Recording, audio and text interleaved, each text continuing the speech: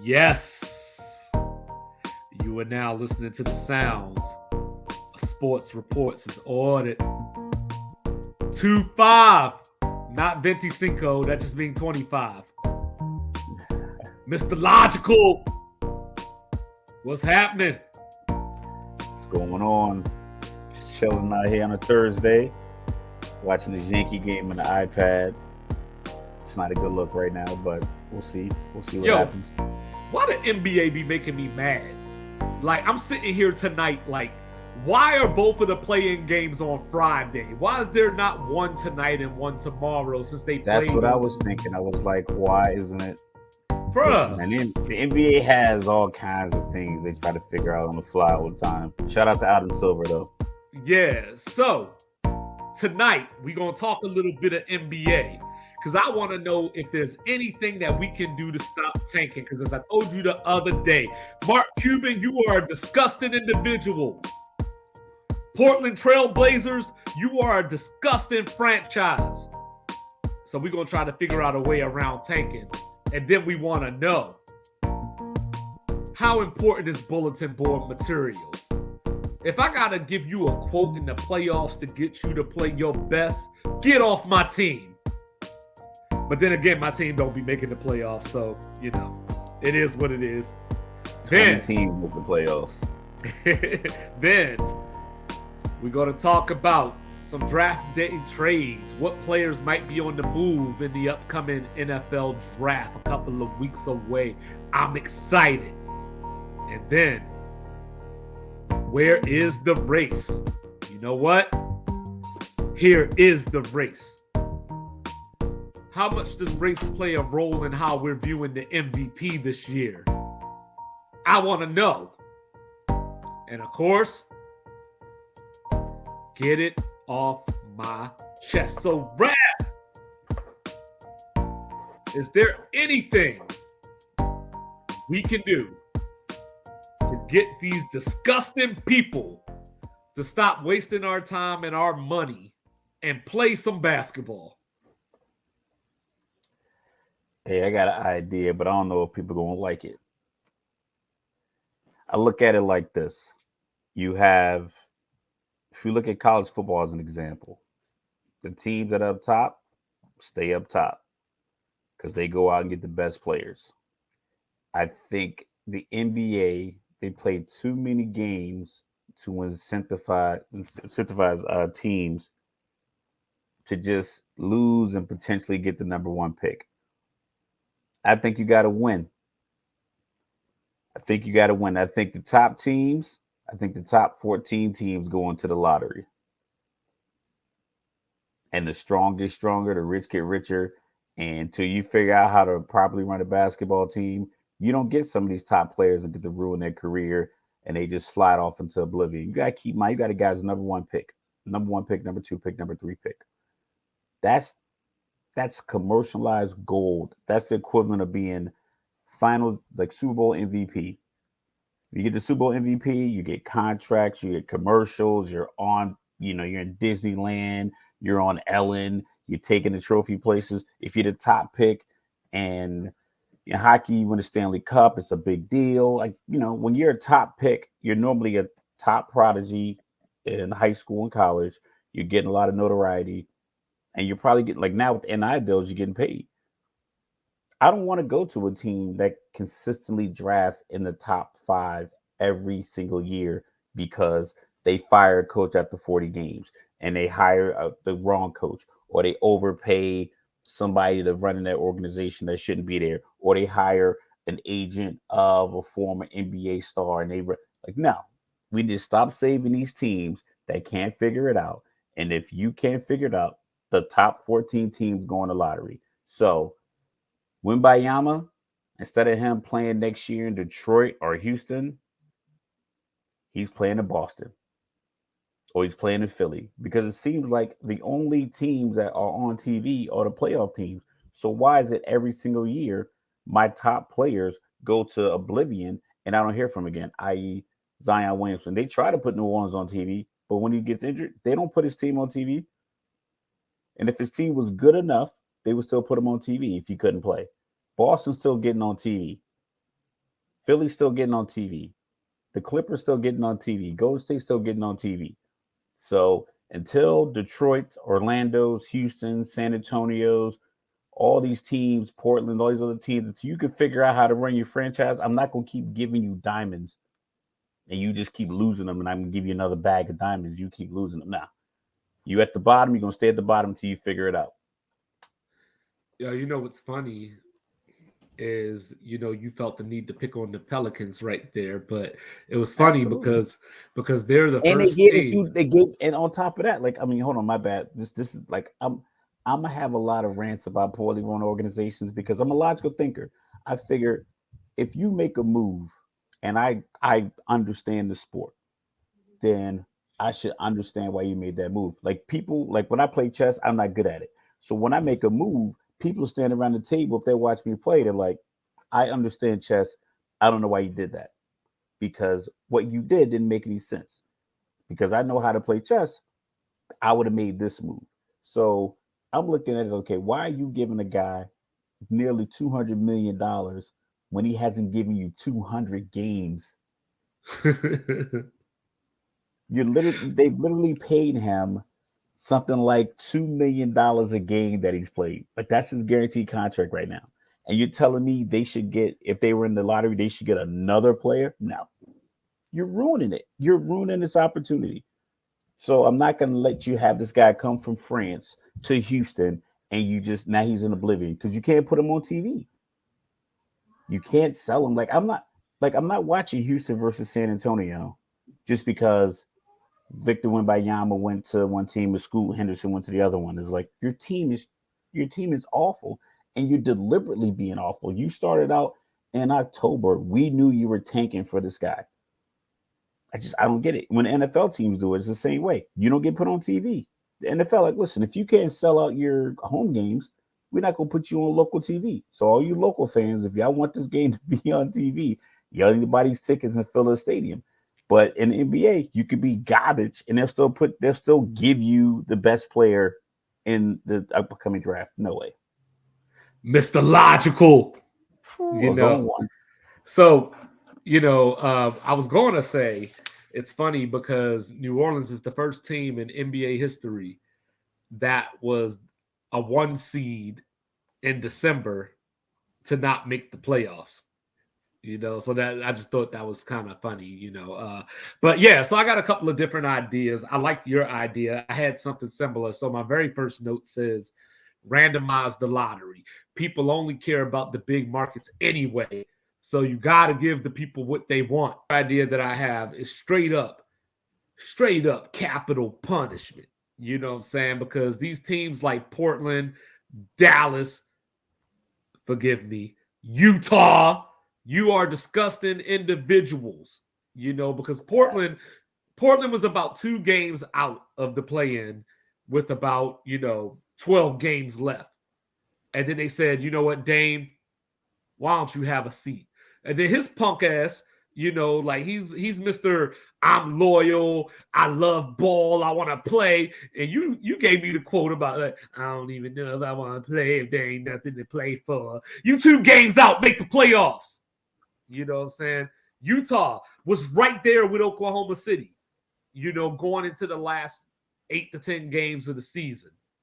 And then they were like, nah, we don't want to do this no more. Dallas, need I say more? And Jason Kidd himself basically dry snitched and was like, yo, this decision is beyond me. Luka came out and was like, as long as we have a chance, I want to play. All OKC needed to do was lose once. And Dallas could have got back in the driver's seat. And you don't know, I'm not saying that it would have happened, but you don't know. It's a little different pressure for a young team like OKC if I can lose and possibly still fall out versus I'm in even if I lose because the other team gave up. So I say in a situation like Dallas's situation, come up off that draft pick. You didn't respect the game enough to play it. I don't respect it enough for you to get a top 10 draft pick. So you out of there. Another idea. Another idea That's not really tanking, though. I don't think that's the same as tanking. Well, it is though, because you don't make the playoffs, you get in the lottery. You know what I mean? Yeah, but I think at that point, after 79 games, you know what you have. No, so okay, so let's focus on I'm talking Portland. about the Let's 79-day off season, and you decided that then you're not going to even try to win. It's a difference between being like, we are not prepared to make a playoff run right now. All right, well, let's focus on Portland then for a second. You know, let's take Dallas out of it for a second. Let's focus on Portland for a second. You know, they got Shaden Sharp, you know, who never played a game at Kentucky, but, you know, he a Wildcat. You know, you got Anthony Simons, you know, so you got these young dudes that may have benefited long term from being in a play-in situation, or if they would have played their way to the 8th seed or 7th seed or something like that, that might have reaped benefits later that you took away because you were like, hey, we might end up with the number 8 draft pick, but, you know, there's like a 2% chance that we could get number 1, you know, so you gave up the opportunity to get playoff experience for those young players. So another thing that I came up with is, you know, the stipend rule, where you can't trade first-round picks in back-to-back years. So how about you can't pick in the top 3 in back-to-back years? You know, like, then you de-incentivize the teams, like, trust the process, you know, where you go get MD, so where does that pick go? Ben Simmons. You know, where does that pick go? Does it go to the next team? Like, you just get pulled out and it's next man up? Like, Philly, for whatever reason, it could be a pick swap. It could be a pick swap, you know, or it just goes away, you know, and you just don't get a first round. Team that won your it goes to the team that won your division, you know, or just to make that team even tougher since you couldn't perform. Or the one that I really like is you just put all the teams in a lottery, like you just put them all there, like, so. Unfortunately, that means that some years Golden State gonna get the number 1 draft pick. But, you know, but I don't care about that. What I care about is people wasting their money, people turning on the TV to watch these games, people coming in to watch certain players play, and these dudes aren't there. We can figure out the rest later. I'm not saying that dudes got to get out here and play 82 games. I'm not saying that by any means, just because Michael Jordan did it or John Stockton did it. I'm not saying that at all. But if you're on the injury report, it's because you're injured, you know, and maybe you sit out an extra game. Maybe you got to automatically sit out 2 games, you know, if you like, because, you know, I've seen some things this year where like LeBron and Anthony Davis weren't playing back-to-backs, or, you know, like some players might have like hamstring soreness. But that's the thing. With the injuries, you can put that down every single week because everybody's feet hurt. Right. That's what I'm saying. Everybody needs a break because a body part hurts. So if you're on, you just put a body part down. Yeah. So if you're on this, I think the only thing I like real quick. If you're on this injury report, then tie a number of games to it. You know, if you're on the injury report, you got to sit out 3 games. You got to sit out 2 games. Like the MLB? Something along those lines. Like a DL, yeah. Baseball plays 162 games, so I think it's a little easier to put them on the disabled list for a few games. And I get it, because like I said, if it can work in one sport, you can figure out how to, you know, extrapolate and make it work for your sport. My thing is just tanking implies implicitly that you are not going to try to win. But yet, like I said, we could talk about the money, we could talk about the competitive spirit, but it's just like, if you want me to pay top dollar for your level of product you're putting on the floor, and I know you're deliberately putting a product out there that's losing, then you should be able, you should cap the tickets $50 max. It's like, listen, you're not going to charge people more than $50 if you're not trying to win. I don't care where your organization gets the rest of the money to pay everything else, but if you're not trying to win, you have to section off your arena. It's $10 for these seats, $20 for these. I don't care if you got season ticket holders, whatever the case. You can't charge more than X amount of money, because it's like, if you're not putting a winning product out there, it's like you're basically you're point shaving. You're basically cheating. Like, If I know you're tanking, i.e., trust the process, I could bet $1,000 a night against Philly to lose because I know they're trying. So if you lose, like how many games did San Antonio lose this year? 62. I think Houston lost about 66. If I'm a gambler and I'm like, oh, I'm gonna put $100 a night on this team to lose, 66 of them nights I'm gonna win. If I know that coming into the season, you don't deserve a top pick. If I know that's run it down real quick. Yeah, so San Antonio and Houston both lost 60. Detroit lost 65. And then next was Charlotte with 55. Yeah. I'm betting $100 every single night for Detroit to lose, and I would have won over 60 times. Like, think about that in an 82 game season, and I know it coming in. So, if that's the case, like, listen, cool. You just simply you don't get a shot. I don't like you say putting everybody in the lottery. No, because I don't think everybody deserves a shot. Because if a top Kentucky Wildcat program, UConn, San Diego State next year, FAU, these teams performed, they got to the Final Four, Miami, they're going to get first dibs on a lot of players that maybe they thought they couldn't get because your winning success attracted me to your organization. If you let the draft picks come and do a speed dating round of all the NBA executives, and the first thing they said was how many games you won last year, they're like, oh, we won 16. Next, and like they're getting up. But if you're like, oh, Sacramento, you won 47, 48 games, you won your division, third in the West, I think I'm gonna join your organization and we can go better from there. Like we can start at 47 wins and get to 55 to 60 wins instead of me coming to a team with 16 wins and I'm 19 years old and you want me to get this team from 16 wins to television viable. Like, listen, you only get a few guys who can come out and do this for you. It doesn't happen every year. So to put that pressure on these guys every year, you see what happened to Markelle Fultz. He fell apart. Mm-hmm. He literally fell apart. Zion Williamson talked about he don't know if he could be Zion. Like, you mean you can't be you? You're so concerned about all this other stuff that you can't be you. That's what he wants. Zion need to get on that Stephon Urkel plan. You know what I'm saying? He need to lose some weight and become a whole new dude. He don't need to be Zion. He just need to be Williamson. You know what I'm saying?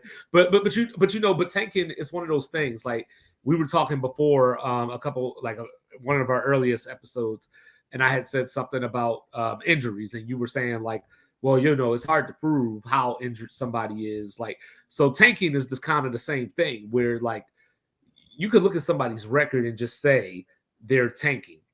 But, some of these teams, even if they're not necessarily tanking to get the number one draft pick, they are in a place where this is my roster. I already know I have a bottom 5 roster in the league. How do you get a bottom 5 roster in the league where everybody gets selected from the same players? How do you get to that point? Because players leave. Some players leave. No, they don't. That's why they have contracts. Some players That's get why traded. They pay players. San Antonio had DeJounte Murray on their team and didn't want to keep him because he was going to help them win games. Philly traded away Michael Carter-Williams because he was upset in the locker room because he had just won Rookie of the Year the year before, and he was upset that they weren't winning games. You're not losing games because you can't get players. I give it to you if you are Detroit and but Detroit, bad contracts. Jeremy Grant, they gave a bad contract to, had to trade him away and buy him out. Blake Griffin, they gave a bad contract to, had to buy him out. Cade Cunningham has been injured. They got this kid Ivy. I mean, he could be up and comer. They went and got Wiseman from Golden State, but it's like you got to put together your team. You can't be like, oh, I got a bottom 5 roster, but expect top pay as a GM. That's the thing, is like everyone gets to leverage everything on the players. It's like, no, the players don't make the contracts. No, but like you said, like you always say, only one team can win the championship. So, I say win the championship. No, I know, but I'm saying, but somebody has to be at the bottom. Like somebody's going to be at the bottom. Somebody has the worst record in the league. No matter what their roster looks like, no matter who the GM is, coach is, somebody just has to be at the bottom because they play 82 games. So somebody's going to be there. But how do I say you're tanking versus your team's not very good? We know what a talented basketball player looks like. We see SGA, we see DeJounte Murray, you see Jokic, you see Tatum. Imagine, let's think. Okay, DeJounte Murray, we'll use him because he's the new example. They traded him to Atlanta when Atlanta didn't need another score. And it also takes two to make the trade happen. Atlanta didn't have to make the trade. Of course, but they know that you're allowed to tank they know San Antonio is allowed to tank. So they're like, okay, we'll take on your best player, your most skilled offensive player when the game is about points. And then people talk about why San Antonio on the bottom of points. Houston, they should have hired a better coach that could have worked when they got rid of James Harden. They signed John Wall, had him, bought him out. They had Boogie. Like, you can't keep making these moves, and then when your team is a bottom team, be like, oh, I don't have the top players. Like, no, you had time to make these decisions. You decided to take on $44 million contract for a guy you didn't play. Oklahoma City, when they didn't play Al Horford for half the season because they wanted to trade him. The same thing they did to John Wall. It's like they're allowing teams to sit a guy. What New Orleans did with Anthony Davis because he wanted to go to LA. They literally were playing him 20 minutes a night so they could say we're playing him, but we don't want to get him hurt because we know we're going to trade him when they could have just traded him. And that's a team that I would have punished. That's what I'm saying, because if there was a punishment in place, they are a team that would have received that punishment. Yeah. So now I don't want to punish you. I just don't want to reward you. Like, everybody wants to, like, you want to fine them. Nah, I don't want to fine you. No, I don't want to fine them. I want the pick. I don't even want to take your pick because if you show you don't know what to do with the pick, I'm gonna just give you a pick. I'm gonna just give you a pick that's not a blue chip star athlete. I'm not gonna give you, like, because if these guys had a choice, they wouldn't go there. And I get in the NFL, it happens, but the NFL teams rarely go out there and purposely go 1-16, 1-15. Like, you gotta have some bad luck. Because most of the teams aren't, like, when you have a team like the tank for Tua thing, I don't know why that was a thing. I don't know why they were trying to tank for a 5'11" quarterback who weighs less than my 14-year-old son. But it's just that sport is too physical. Shout out to Lovie Smith. Winning the game got him fired because of the like. So, and they're still number 2 though. Like, they still got the number 2 pick. In my plan, like I said, in the NFL is not as bad because I think those guys are more gladiator. And I think just through sheer will, a lot of those games are you're just beaten.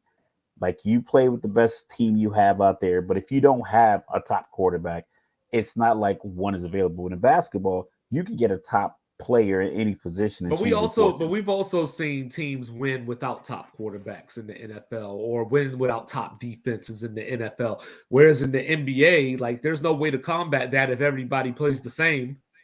Yeah, but the NBA, for a fact, okay, for instance, the last game, Boston versus who they just played, I think it was Miami. I think they played the backups. If you're a Boston team, and you have Tatum and Brown on your team, and you're like, you know what? We want to trade those two in the offseason. You can sit those two, and you can put the starting 5 that you put out there last week in the last game of the season every single week. And you're probably not going to win a bunch of games with Peyton Pritchard starting out. And Mike Muscala and all these other guys, Derek Williams. You might not, or Derek White, you might not win a bunch of games. But you can say, oh, they put a lot of effort. They put good effort. Like, no, cool. Your effort is going to get you 15th pick. Yeah. That's where you start. Yeah. And that's what I'm saying. Yeah. You're not getting hired. Even though you being I love the effort, all slanderous, like Peyton Pritchard ain't just get a triple-double or something. But, that's a whole nother issue.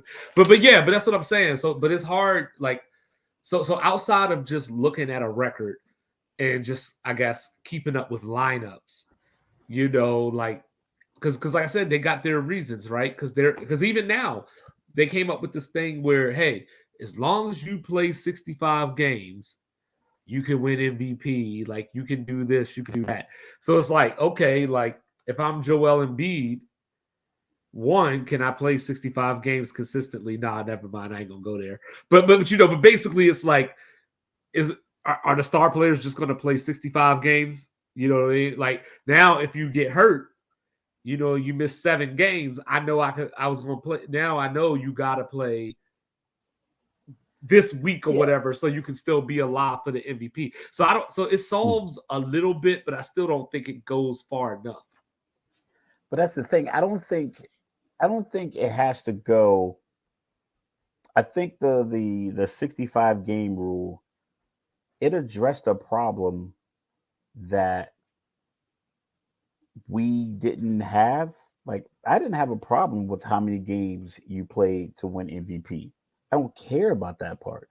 My problem as a fan is the price you charge because the other guys on the team. So this still doesn't guarantee that when LA comes to Indiana, that AD and LeBron are both gonna play. Because if they mapped out like, hey, we played 50 games already, and these guys have only missed 4, I can get a rest because Indiana's tanking. So Indiana's tanking. So I'm like, I'm not gonna play my stars because they're tanking. I can beat them with my third best guy and the rest of my rotation. Yeah, Hachimura can carry us. but that's how it happens. But if Indiana has a guy like Paul George, because every team, you know what a talented guy looks like. You know what a talented NBA player looks like. You know Paul George was that guy. You know Danny Green before the injuries. You have Dwayne Wade when he was down in Miami. Jimmy Butler down in Miami. James Harden in Houston. Like, if you know these teams has these guys, Dame Lillard and Portland. If Portland were to trade away Damian Lillard in November to, who could they trade him to that would make that team like a juggernaut and like they're just good losing 65 games? Like if they would have traded him to Philly, say for whatever reason, they traded him away to Philly for some first and second round picks for the next few years, and they got Tobias Harris and maybe like another defender. Paul Reed. Something like that. So it's like, Tobias Harris is a good basketball player, but Dame Lillard is box office. So when you get Tobias Harris here with the assets that you don't have in place, you're going to lose a lot of games. That's what I'm talking about. When you're giving up a good, young, talented player to another contender, the same way baseball does it. But with baseball, you got to give up prospects. You got to give up guys that are coming to your team. So like the Royals did that so many years, and then all of a sudden, boom, we're good. But the top teams in baseball still can pay for all your free agents. So those top teams can say top teams. So you can get would that be the big names. But in basketball, you can't move those guys around. So would that be kind of like trading Marc Gasol for Paul Gasol? Yo. No cap. Let's stay there for a second before we move on. Let's stay there for a second. So like Atlanta, that's the thing, right? Are they going to trade Trae Young? You know what I mean? Like, does Dallas try to trade Luka before Luka asks out? So, like, if the answer to the Luka question is yes, can I say that they're tanking or they're trying to trade Luka before he walks away for nothing? If you trade, that's the thing. He's not going to walk away for nothing because they put that provision in place in NBA that your team that you are already assigned to can offer you a lengthier deal and the most money. But if I'm a player and I don't see your vision, I don't see that you're putting stuff around me, like that money ain't gonna keep me. I'll sign the contract, but I'm still gonna ask out at some point. Kevin Durant. Yeah, and look how long it took him. It took him a while, but Brooklyn caved. They didn't have to. Kyrie didn't have to. Both of those dudes can be wearing 11 and 7 for Brooklyn right now. Probably still would have been a 6 seed. Maybe they would have been a 4 seed. And then Kyrie walks away and you don't have anything. Then it is what it is. But that's different than trading away. If Kyrie is your only star, like if Cleveland had Kyrie and LeBron wasn't coming back, and they're like, you know what? we're just going to trade Kyrie, our young talent, 22, 23-year-old talent. We're going to trade him away to some other team and make that team a juggernaut. And we're gonna play for this guy who's in college or this guy that's in France So next year. It's like, no, I'm not. what You is the don't market? get rewarded for that. So what is the market for a dude like Trae Young? Like, I think with Trey, I don't know where you can trade him, where you're gonna get the same value. Because if you want to get rid of him, NBA execs know is like, oh well, you're getting rid of a good player, even if he wants out. Sit down. Like Yeah. you can sit down and talk man to man and have these conversations, or if whoever works in your front office. I'm not saying if any females work in the front office, but you can sit down like adults and discuss like, yo, this is the vision. But you have to have some kind of punishment, not necessarily punishment. You have to have some kind of setback that's going to come with if you trade away Trae Young and you tank, you still start at 15. You're not going to get a top pick. I can live with that. That's my thing is like you start at the bottom. Or like if you're a non-playoff team, not play in, the top Right. 16 teams get the next 16 picks. 1 through 16 at the end of the regular season goes 1 through 16 in the draft. And then you do a lottery for 17 through 30. So that's your incentive. Maybe you go from 30 to 17 if you're lucky. There you go. So like with people out here, NBA's problems. So with people out here like Dylan Brooks talking about how great it would be to eliminate LeBron from the playoffs. So just because he said that, the Lakers going to win this series now? That's how much the bulletin board matters? I don't think so. Let me get some of this, jersey in the springtime. Well, I think bulletin board material. Eye drops. I think it has a place. It has its purpose, but I don't know if it's this end all be all that everybody says it is. Like, so for example, if I'm a dude that plays defensive line for Ohio State, and there's some Michigan lineman that gets on TV talking about, yeah, we've been waiting for Ohio State all year. We're going to punch him in the mouth. Like, was that Ohio State dude not motivated in the first place? Yeah, if you weren't motivated in the first place, then I don't know what to tell you. Like, people say extra motivation. I don't know. I think that's kind of an oxymoron. I don't know what that means. Motivation is motivation. Like, either you're motivated or you're not. You're prepared or you're not. Extra prepared. Like, no, you're prepared or you're not. Like, everything. So, I had a player. It's good for the fans. I had a player come to mind when we discussed thinking about this. There was a player that came to my mind, and I thought of Vince Carter. The dude that had all the talent in the world, and I don't know if we could say, I ain't gonna say he didn't maximize his talent, but I thought Vince still had room to be better than what he ended up being. So like if somebody would have got on TV and been like, yo, Vince Carter, he was in the lane. He was about to take over the league. And then his cousin came through and started leading the league in scoring. And was that going to make Vince be like, yo, I'm averaging 32 next year? People say that like that stuff happens. I think what you get, if you're a professional athlete and you're going into the playoffs, and you want to play for a championship, you feel your team is positioned to make a championship run. I don't think what a player says in an interview, your opponent says in an interview, is going to motivate you more, because I think your intrinsic team values and your team structure should motivate you to achieve, this ultimate goal you guys are chasing. I mean, couldn't help, maybe. I think really all it really does, I think it gives the fans something. I think the fans now have something like a meme they can make, like Dylan Brooks. If, for instance, Lakers go up 2-0 on the way back to LA, it'll be plenty of fans in the stands with signs that say, I thought you wanted LeBron, whatever. And that might annoy Dylan Brooks, but I think LeBron is just as motivated to win that series as he is to win any other series. I don't think Dylan Brooks is the stoker of that, emotional flame that we want, that we people try to, shape it out to be Yeah, I because they're figure. looking out for it. Yeah, I figure if you're playing against somebody like Dylan Brooks or Draymond, like that's the motivation right there because you know Draymond's going to be trying to get in your head, or you know that Draymond's going to do X, Y, Z. So you just have to be extra focused, or you have to know going in, I'm not going to let him get to me, so I'm going to ignore him. And then maybe that gets you off your game a little bit because you're focused on his antics potentially. But for somebody like LeBron, since we brought him up, or Kevin Durant, you know, Kevin Durant got 2 titles. So, like, yeah, you can do the whole he wasn't the bus driver thing, but he retired tomorrow. He's still a 2-time champion.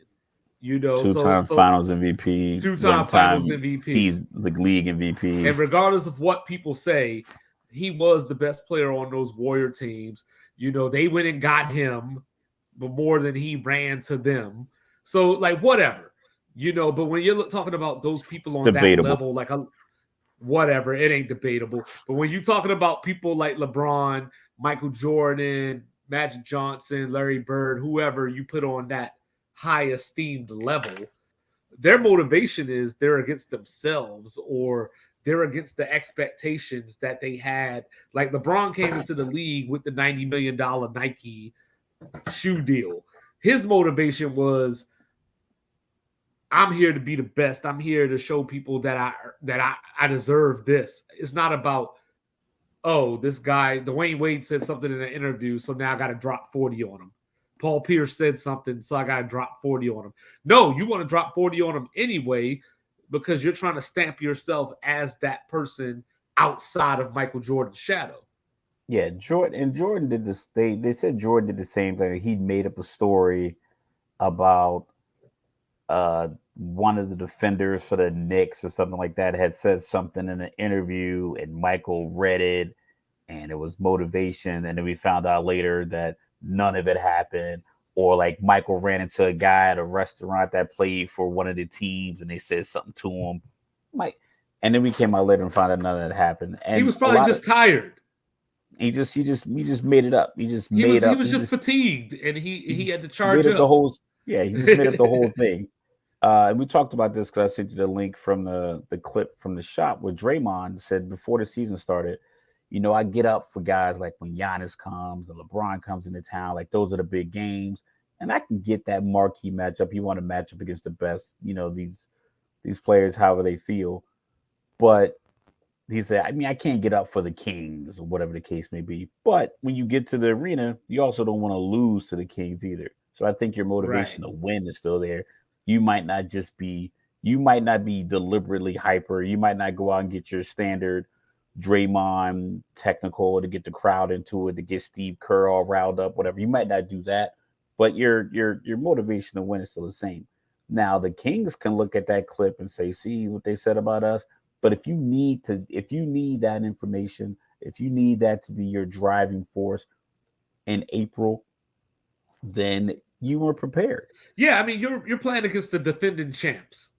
No more, no less. You're playing against the defending champs. You're like, I brought up the other day where I talked about somebody slamming the door shut on the Warriors, and you were saying like, no, ain't nobody gonna slam the door shut on them. But the point that I was making was, if you're a team like Sacramento and you knock Golden State out in the first round, not only does it elevate you in the eyes of everybody nationwide, but this could be it. Like Clay getting older and declining, Draymond's declining, so on and so forth. So I'm not saying that you specifically shut the door on the Warriors, but you're the team that beat the Warriors coming off of a championship.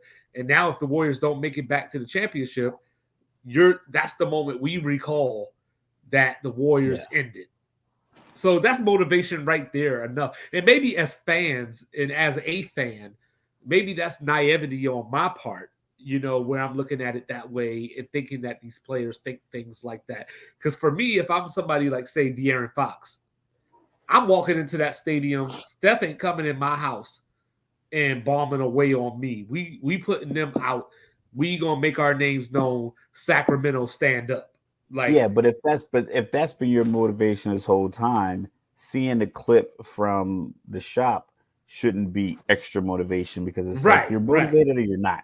Right. You're ready or you're not. You're gonna win or Motivation you can aren't. be intrinsic. It's basically Yeah, so intrinsic. it's like you should already be ready for these moments if that's the goal. If the goal is to win, then it doesn't matter who's there. Like your goal is to win. Yeah, you want the TV acclaim and you get your regular season wins and then you get the Christmas Day game It's and you get the validation. It's Christmas a Day measuring speech. stick. You get all that other stuff, but it's like, man, if you need to hear about what some backup power forward said to you, AD, then you're in trouble. If John Morant needs to hear that some executive in LA thinks that he's a thug and he's gonna his entourage is gonna ruin the game from the sideline, if that's the motivation you need to go out and drop 40, then whatever. I Whatever don't you know. If need, I'm Ja, I might be a whatever, little. If I'm Ja, I whatever might be a little fuel. more motivated if I saw Shannon Sharp over there. I mean, because Shannon's gonna put them paws on his pops, and then he couldn't do nothing about it. Because Shannon put them paws on Ja too. Because Shannon's no small dude. Shannon played. He said he played. He was playing around 220, 230 when he played in the league. About 6'2" and a half, 6'3", 2. I'm like, that's no small, and he still works out. So that old man strength, country Georgia knuckle strength. You know what I mean? So it's Yeah. like he probably didn't want that smoke anyway. But with that being said, I think even what Dylan Brooks said, I think it might be more admiration. Is like, I would love to play LeBron. And he said in the 7-game series, Hmm. he didn't say sweep. So I think as a sports pundit, so as we have fashioned ourselves to be, I think it's a conversation that we can have. But I've always felt like if you needed, like if you're a boxer and the press conference makes you want to knock the guy out more, then you weren't really ready in the beginning. Right. If the guy says something slick about your mom, like, cool, I was planning on knocking you out anyway. Like that was the plan, was to knock you out. Like that's how I wanted to win the fight. I Now I wanted just I want to wanted do to it hit quicker, you. maybe. Maybe I want to do it quicker, but it's like what you're saying has it up to my motivation. My motivation was to harm you with my fist from the beginning. You can say whatever you want. I still plan on hitting you in the face and stomach and ribs multiple times with my So hands I as think hard as there I can. are. So I think there are exceptions to the rule. Like when Bernard Hopkins threw the Puerto Rican flag down, I'm sure that changed the ante in Trinidad's mind. He just couldn't do it, but I'm sure that changed a certain rhythm in his mind. And, Yeah, and and on top maybe of that, did it help? no, it didn't help. You know what I mean? Exactly. You gotta perform. So like no matter what the external stuff is, intrinsically you gotta go out there and perform.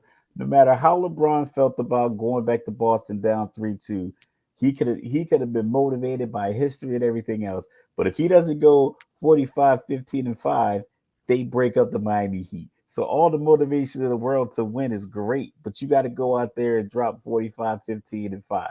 So Right. it's like that's more important than whatever the hell Paul Pierce is saying to you while you trying to shoot free throws or whatever KG says to you in your ears. Like they said, Tim Duncan was like the best shit talking because none of that stuff worked. He's like he was. They said Tim Duncan would tell you stuff like how to improve your move during the game. Like he would tell you like, "Oh man, don't turn your hips so quick." Like the guy was like, "I had the ball in my hand," so your motivation is all ramped up, and he's so into the game. He's like, "Yeah, you're turning your hip too quick. I'm gonna block that." And this throwing people off. Like there's that you couldn't get Tim off his game. I think if you need the bulletin board material, then you're off of your game. See, I can see Giannis doing something like that. Like I can see Kawhi like dunking the ball, and Giannis runs up the court like, I don't know how you did that, man. And then Kawhi's like, what?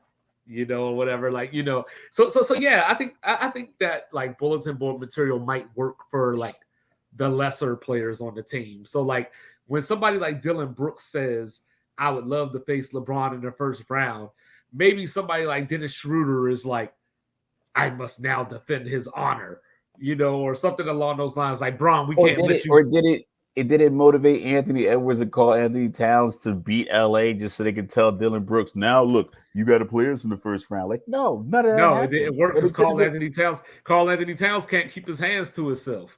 if he didn't grab AD and AD didn't flop. First of all, AD is 6'10", 275. You shouldn't fall. Like, no one can put you to the ground that easily. He was like, oh, ref.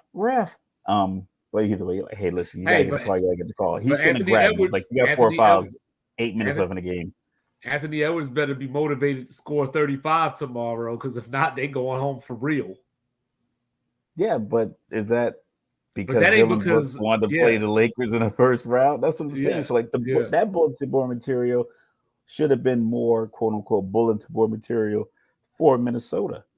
Or when Patrick Beverly was like, I want to knock the Lakers out of the playoffs, you think that made them want to beat Chicago more, or the fact that they needed to beat Chicago at least one of those two games to ensure that they had an opportunity to play in? I think that's more beneficial than a dude who used to be on their team that they just traded, who's been on like his Yeah. 15 and 3.5 years. So it's like, Well, it just reminds me of like, the MVP conversation we're going to have later. Like, the media just needs stuff to talk about sometimes. And they just create these stories. Like you always talk about, did they lose the game or did they win it? And I'm like, I don't know. Both happened, at the same yeah, time. Like one team won, one team lost.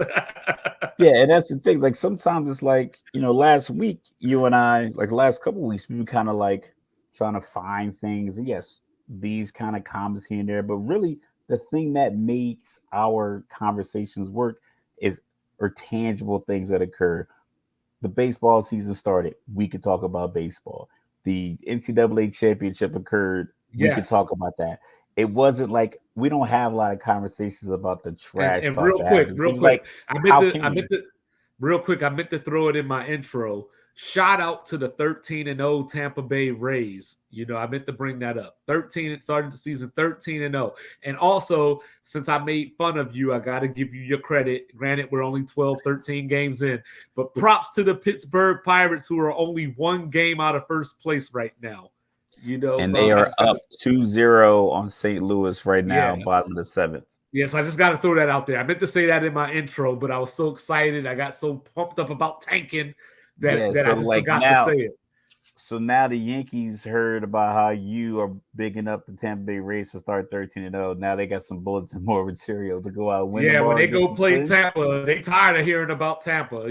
Yeah, they It, tired of it, hearing about Tampa. Now they got the game tomorrow night against Minnesota at home. They're like, these guys on Sports Reports Order are talking like it just like I said, but I get that's it. what people think though. I was seriously thinking about this. Like I was like, if I'm Bryce Young, for example, if I'm Bryce Young, what is it that an Auburn player could have said that would have made me be like, I'm putting up 500 on them? Because you started out wanting to put 500 up on them just because they're Auburn. It's the Iron Bowl. You want to It's the Iron embarrass them. Bowl. You want like You what need to did win it to get the national championship game. You needed to validate the fact your coach gets paid like $15 million and you got an now $8 million now NIL deal. Like, do I think that a team like Auburn 6-5 goes up against 11-0 Alabama and internally within their locker room they're like, we got to beat them to knock them out the national title race. And that might be, I do believe that is a thing. But that's intrinsic. That happened organically in their locker room. But if the what? media came out and said, Auburn said they're going to beat Alabama like some dogs just to get them out of the title race, I don't think Alabama goes in like, hey, we got to be on our P's and Q's to beat the 6-5 Auburn team. Yeah, so like two examples. Like one, like Dan Campbell said at halftime of the Packers Lions game, oh well, we can't get in, so we're gonna ruin their chances. And then I'm pretty sure Green Bay heard he said it on TV. He said it in his halftime interview, like, "Hey, we can't get in, so we're gonna ruin their Yeah, chances." somebody checked their tweets at halftime. Yeah, like everyone, like it's already on Twitter. But I don't think that motivated them anymore because I mean Green Bay still lost. But Yeah, like and I if it, think I yeah, both teams want to win because it's division rivalry and you want to win. I think they wanted to win that game anyway, even if unlike Doug Peterson when he put in Nate Sudfeld so Washington can win the NFC East and it was promptly fired, deservedly so. Um, that's see, probably the only time I've that's ever how you seen it. handle a tank right there. Yeah, you get rid of him. Now he's in Jacksonville. You can try to make it run. But one of my favorite movies, Heath Ledger, Knight's Tale, Shannon Saltzman. Uh, he was, if people haven't seen the movie, he was a squire. The knight died. He took over, assumed his identity, and he was just so good. He was beating everyone. So there's one scene, Alan Tudyk and the other co-star. They put Heath Ledger up on the horse, and he's like, "Tell me about this night." And he was like, one of the guys said, "Oh, he's raised the taxes on his land 3 times to pay for tournaments." And he goes, like, "Yeah, his countrymen are starving while he sits at banquets." And then they both leaned under the horse and said, "It's probably true." But it's like motivated to knock this dude off the horse. And it's like, I get it in that moment. It's like you want to win, but if you give him a little spark, okay, I get it. But as far as like a professional league and everything's all the chips in the middle of the table, I don't think an interview from 7 months ago should be like the inspiration that you that pushes you over the edge. Because you can still lose. No matter how motivated you are, you still can lose if you're not prepared.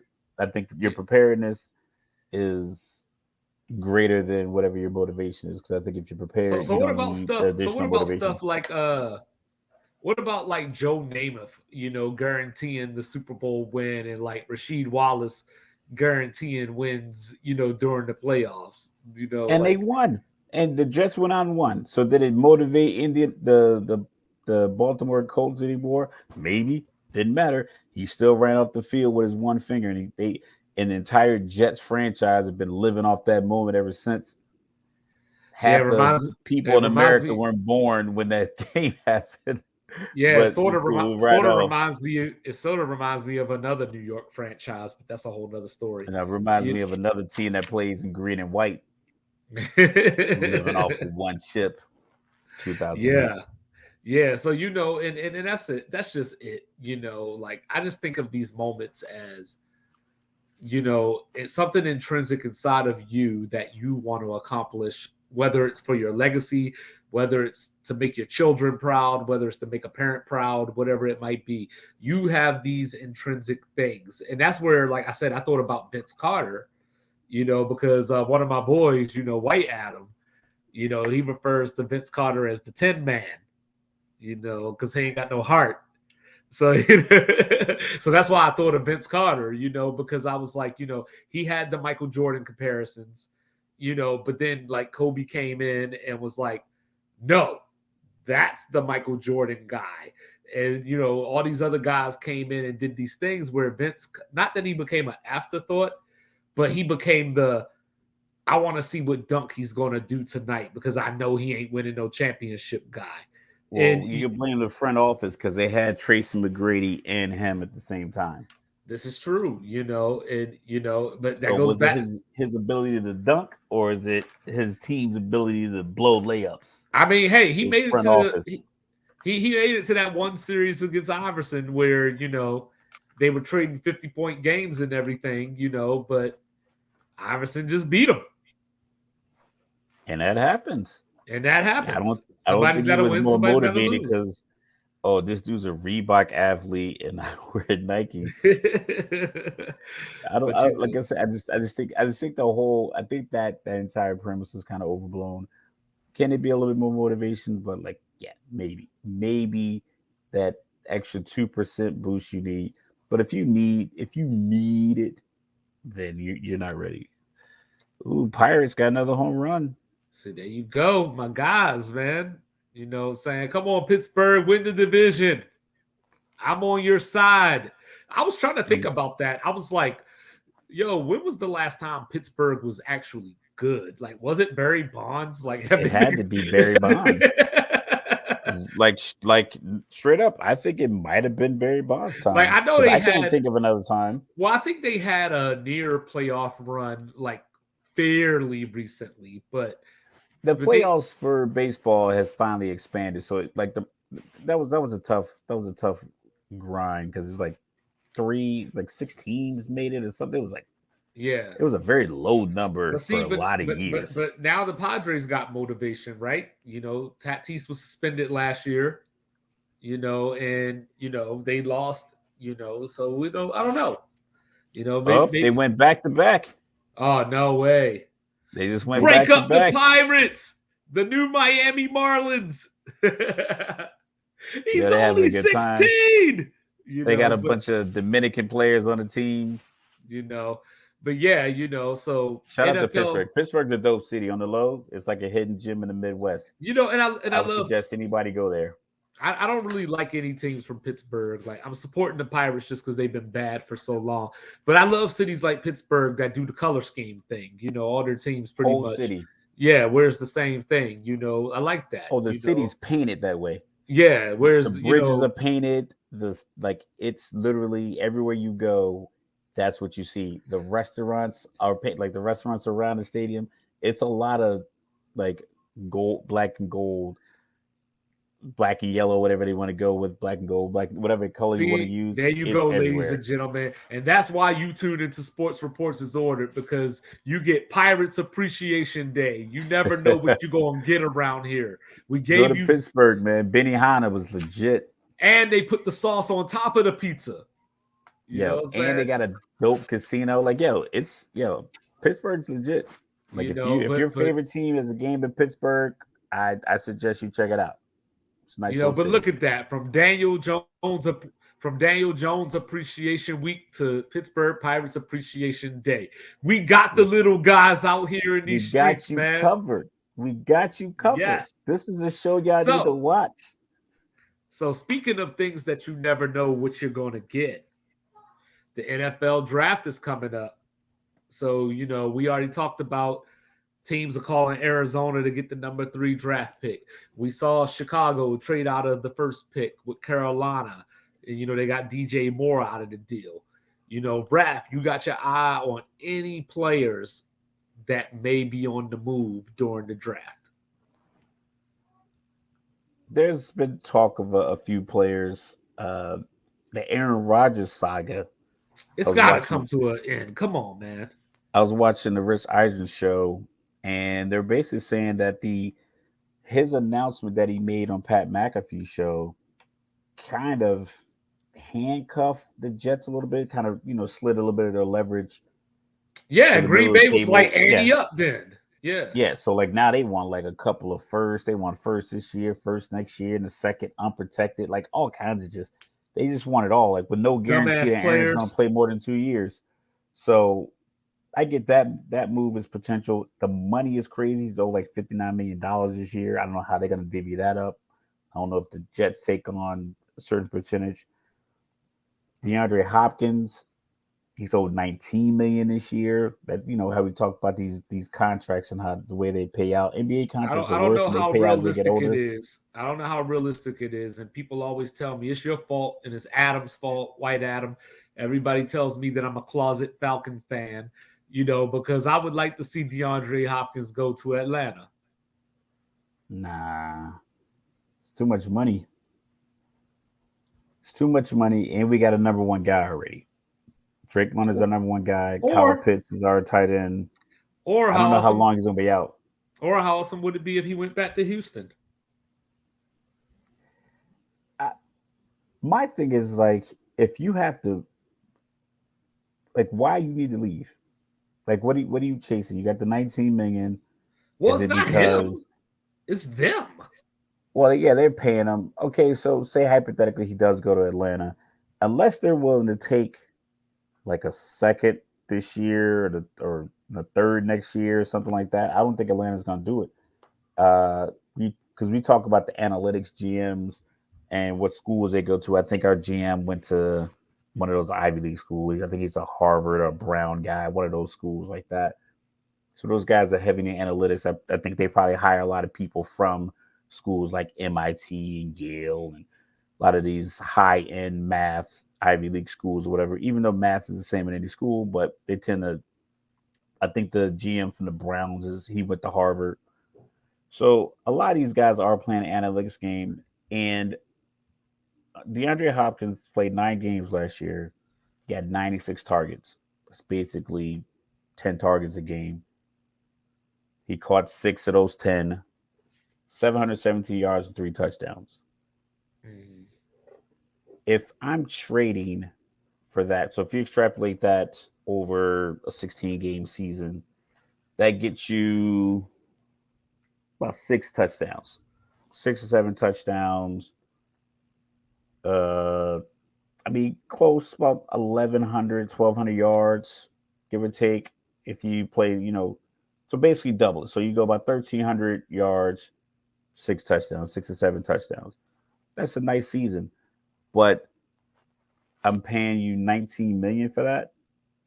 I don't know if I'm paying you 19 million for you to come into my system and reproduce those numbers.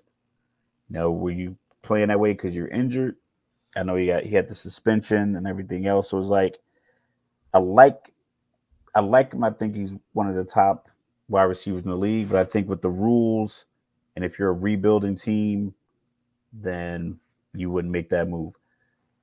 Baltimore, if they didn't sign OBJ, I would say that'd be a good move because he's a definitive number one wide receiver, big target, big hands. I think his gloves are like a 4X, something crazy like that. But with Odell Beckham Jr., you don't need DeAndre Hopkins.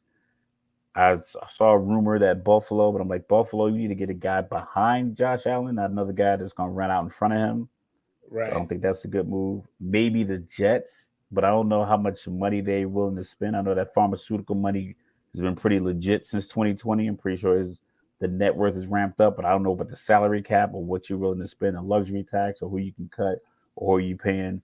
I know you're paying Zach Wilson a nice little chunk of change, be a number 2 overall pick to sit behind Aaron Rodgers potentially, or even another guy because if you don't believe he's the backup. So I think you're putting a lot of money.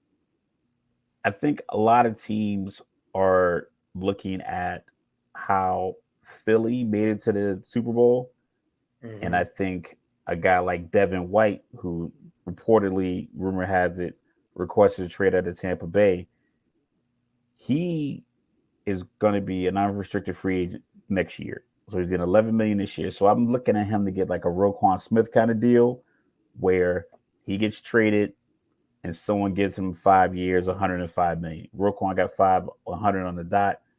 Him going somewhere getting 5 for 100 million for like a first round pick.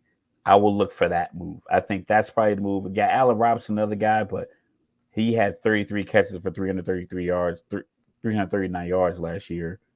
Like he's Mm-hmm. better off just sitting in LA getting his $10 million or letting them cut him and he still gets his $10 million and he gets to pick his team. No one's going to trade for him. So Devin White out of Tampa Bay, I look for that to be a draft day trade. Somebody who needs a linebacker that can rush the passer because he had 124 tackles but 5.5 sacks also. Not good. He Right. doesn't do a lot of coverage. He only has like one career interception. But yeah, Devin White out of Tampa Bay, I'll look for him to be the day one Thursday night, someone traded a first round pick for him. I could see, and obviously we've heard this name during free agency as rumor, but if Tennessee moves up to get a quarterback, I could see them potentially trading Derrick Henry just on some you don't fit the timeline anymore. I know that you mentioned a little bit that you think Vrabel might be on some thin ice, if you will, or at least like on his way out at some point soon. So, you could just do a reboot there, and I don't know where he would end up unless they just gave him as a part of the trade to get number 3 from Arizona. I know Arizona has James Conner, but if you could get Derrick Henry, I guess you take Derrick Henry. I've heard the Denver receivers. I've heard some Jerry Judy noise the last couple of years. Nothing that has really been, I guess, realistic or came to fruition, but it sounds like Cortland Sutton could be on the move. And by trading him, they free up 6.8 million in cap space. I'm not sure what they're going to do with that this year, but that's a name that I've heard that we should be looking out for. I don't know where he would end up. Maybe he's a Texan kind of guy as they get their new quarterback of the future, get a receiver that's still fairly young to grow with that quarterback. So maybe that could be an option. As far as a shocker, I don't know if this will happen, but I was thinking about, would the Chargers trade Khalil Mack? Just from money standpoints. And also, there's also the Austin Eckler thing out there, obviously. We were talking about him a couple of weeks ago. Is he going to get moved? And if so, where? But the name that I think stood out to me, just because it's draft night and just because the 49ers always doing something crazy, is I'm sorry, Trey Lance. bootleg Patrick Mahomes, Trey Lance. Could he be on the move? Because you're in a situation now where Brock Purdy, for whatever we want to say the reasons were, they did get to the NFC Championship game with Brock Purdy. They don't have Jimmy G anymore. So, in my opinion, I don't know if it's time to make it Brock Purdy's team, but it's probably more Brock Purdy's team at this point than it is They Trey brought in Lance. Sam Darnold, though. They did bring in Sam Darnold, but he ain't starting over nobody. Like Sam Darnold will start if there's a bunch of injuries, which Brock Purdy is hurt right now. So if you trade Trey Lance, you got Darnold to hold down until Purdy gets back, potentially. I think San Francisco painted themselves into a corner when they unnecessarily traded up to get to Trey Lance. They traded up too high. It reminds me of when Chicago traded up from 3 to 2 with San Francisco to get Trubisky when no one was going to take Trubisky. No one was going to trade up to 2 to get Trubisky. And Deshaun Watson and Patrick Mahomes have still been on the board. Right. So when they traded that amount of draft capital to get Trey Lance, it was like you could have not done that and still gotten Justin Fields. Right. So they're going to hold on to Trey Lance because they hitched their wagon to him when they made that deal. They gave up too much draft capital. You're going to get pennies on the dollar if you try to trade Trey Lance now. Best case scenario you get is a 5th round. I'm not offering you more than a 6th round pick. I might be cute and go 5th because I know you want to get rid of him and he's unproven. So it's like you haven't shown me anything that he could do. So why would I give you anything in realistic return? And that's where the Jets are. Like if you get Aaron Rodgers, if you finalize this deal, do you keep Zach Wilson behind Aaron Rodgers, watch this great quarterback in action, learn some things, or do you get rid of Zach and say, hey, this is over? I keep Zach. I would keep him too, but I'd keep Zach because I think he fashions himself as a poor man's Aaron Rodgers. So Aaron can say, no, you got to fix your feet if you want to throw it like that. Like this is where your feet have to be. Because sometimes you get a quarterback coach, offensive coordinator, the head coach is defensive guy, your wide receivers complain about you. But until somebody comes in, it's like sometimes it's not always a message, it's a messenger. So I think Aaron would be a great messenger for Zach Wilson, especially considering if he chooses to be. I think he will because it's not like Zach can take his job. He's taking Zach's job. And he said he's had conversations with them before. Like I said, I used to listen to Pat McAfee a lot of times because this podcast is like 3 or 4 hours. So when you do a long drive, it's good to listen to. Shout out to Pat McAfee. But you can also listen to Sports Reports as ordered on the long drive. But we'll get to that part later. But he talked about how he reached out to Zach Wilson after he got drafted. So I think he likes him. And I think he recognizes, I think he can have some empathy as far as like the old veteran pretty much taking your spot for a year longer than he should. Because I think Aaron's got 1 year left. There's $59 million. He's going to make a run at it with the Jets. He's going to realize that beating Josh Allen, Patrick Mahomes, Justin Herbert, Trevor Lawrence, Joe Burrow, Lamar Jackson, if he's still in the AFC, he's probably going to nip on the Colts. It's tough to be potentially the 7th or 8th quarterback or in that mix where he was like top dog in Green Bay for so long. And I think he'll make a value run at it, and then it'll be Zach's team next year. Another name just popped into my head. So you talked about DeAndre Hopkins. Obviously we talked about Odell Beckham the other day, and the Ravens is just wild. But is there a potential that is there a potential that somebody like Mike Evans could get traded? Depends on what Tampa Bay's in that conundrum where their division didn't get any better since last offseason. I like Atlanta's moves. You got Calais Campbell defensively. You got Jeff Okudah for a 5th round pick. You got Jesse Bates. They think they paid him handsomely. Kyle Pitts is coming off of injury. I'm not sure if he's going to be ready for opening day. Then you have Drake London. Then you have an unproven quarterback. Carolina just traded up to get the number one pick. They're thinking about taking, rumor has it, Anthony Richardson. And then you got the Saints that got Derek Carr. So Tampa Bay is looking like we could probably still win this division at 9-8. They signed Baker Mayfield, except they don't run the ball at all. Right. So I think they'd have to keep Mike Evans because they don't run the ball well. If they had a running back, if they had an Eckler, if they had a scheme where they can throw a lot of passes to a running back like Eckler or McCaffrey, not necessarily these particular guys, but like a guy whose scheme and part of their offense is he can catch 70 to 80 passes, then I think you could potentially move the wide receiver and maybe get something. But since they don't have that option and they need everything to get the 9 wins, and getting the 9 wins could win the division, I say Mike Evans stays home. Yeah, I was wondering if they go running back. I know, we were talking about devaluing the running back, and, people say you don't take a running back in the first round, so they but do if he's have there at 19, if he's there at 19 when they pick and they don't pick him, I'm like, you're tripping. Yeah, because they do have Rashard White, who could be their version of Eckler, but he's not an every down back by any means. I like him a lot, but they probably need a bell cow, if you will.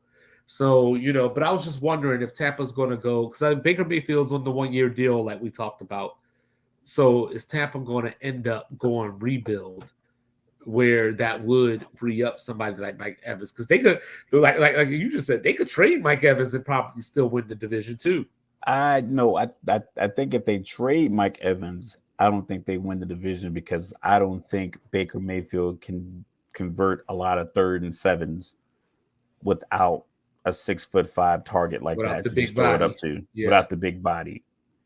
But like I said, so because they don't run the ball at all, unless Tom Brady was just checking out of every run play, and they just were like, no, hey, they Tom's just couldn't be run. Tom. I think they just couldn't run. And I think it might have been a situation where first down to get now it's 2nd and 8, and he's like, and they call another one. He's like, nah, check that. Yeah, because they had Fournette and alert, we throwing it. Fournette had a success against certain teams, but like it was not consistent at all.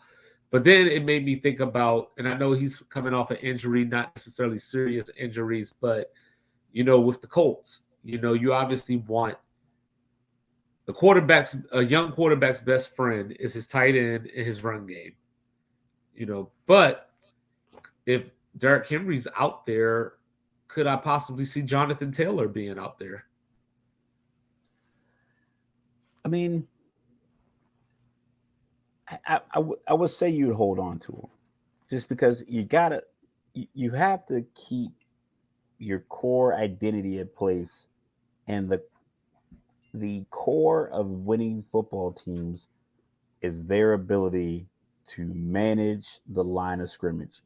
Either you do that with offensive linemen, defensive linemen, you do it with the run game, or you do it with a great linebacking core or a good quarterback. Somewhere in the trenches area, that those 13 or 14 players on either side of the ball, out of the 22 guys on the field, if you can control that area with either running backs that can pick up the blitz, quarterbacks that can recognize the blitz going hot, so forth and so on. If you don't have all of that, then you got to go to where, like, let's keep it simple. Let's get a big, tough offensive line, couple of tight ends, and we'll just run the ball until our quarterback, Tampa Bay's case, Baker Mayfield figures it out. Houston, they're going to end up with C.J. Stroud or Bryce Young. Let's keep it tight, keep it in pack, keep it simple, and then give them easy throws. Like the New England game against Green Bay when they had to put Bailey Zappi in. I think they pretty much ran the ball, then they ran play action, and they gave him 1 or 2 reads, and if it wasn't there, throw it away. I mean, so it's like, I just think teams, if they're smart, they'll keep it simple. Indy isn't that far off. I don't think so either. They were just dumb by bringing in these old ass quarterbacks. Like the Jets are, instead of kind of looking at how things went down in Indy, Like this isn't a permanent solution. This is a short-term solution. And I think the Jets are probably trying to keep their draft picks protected because they know this Aaron Rodgers experiment is because we think we might be a quarterback away from making a run in the AFC. And if it doesn't work, you still got Zach Wilson. You have, a couple of receivers you signed and you can make another run at it. Maybe you get a little bit of success with Aaron Rodgers, and that kind of carries over the confidence of the quarterback and the staff.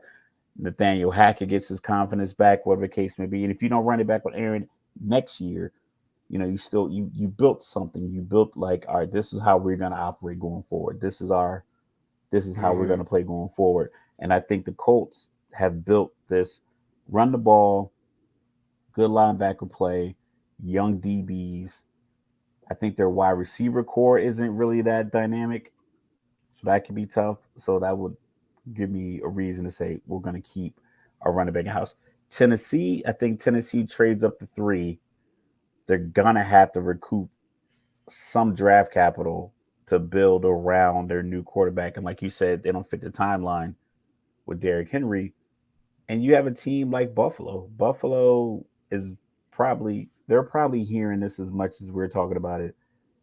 You're running the ball away, like a good running back away from being a dominant offensive team that keeps a top 3 defense. So like just go get Derrick Henry. You could probably get him for like a 2 and a couple threes, or 2 twos and a 3. You give him a 2 this year and a 2 and a 3 next year. Yeah, And it what seems you like, gonna do oh, with man. those? And yeah. And then if you need to get that back, there's gonna be a guy on your team at the end of the 2023-24 season that you can trade to get you a second and a third back that you got for Derrick Henry after you get success with Derrick Henry. Is Kareem Hunt finally gonna move? Uh, And then of Probably course not on Tennessee, draft night. and then of course Tennessee has to figure out Tannehill as well. I, if I'm Tennessee, but they're in that same conundrum as Tampa Bay. Their division is winnable. Jacksonville is coming on. Houston's drafting in the top 5 again. Indianapolis doesn't have a quarterback. So, can you split with Jacksonville? Can you win the rest of your games against Indy and Houston? Because as of right now, Indy and Houston, they don't have a viable NFL quarterback that has wins that can show you any kind of pedigree. So, can you go 5-1 in your division? 9 wins gets you the Possibly, playoffs. So 9 possibly. wins get you in the playoffs. If you can go 5-1 in your division, I think you keep Tannehill. If you think Tannehill can get you 5-1, but Maybe. I Yeah. think you can give up Derrick Henry, get a couple more picks, and you gotta split. So you go 5-1 in 6 games. You just gotta go four 4-7 in your other 11, and you're in the playoffs. And of course Jacksonville don't even have to make a draft day trade like that because they got Calvin Ridley coming back. We're in 0. No You more know what I gambling. mean? That's what that means.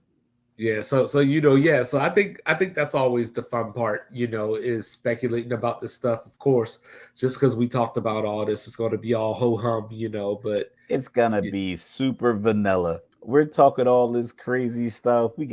I got Devin White playing for the Eagles, getting a 5-year contract. You got DeAndre Hopkins in Atlanta wearing 19.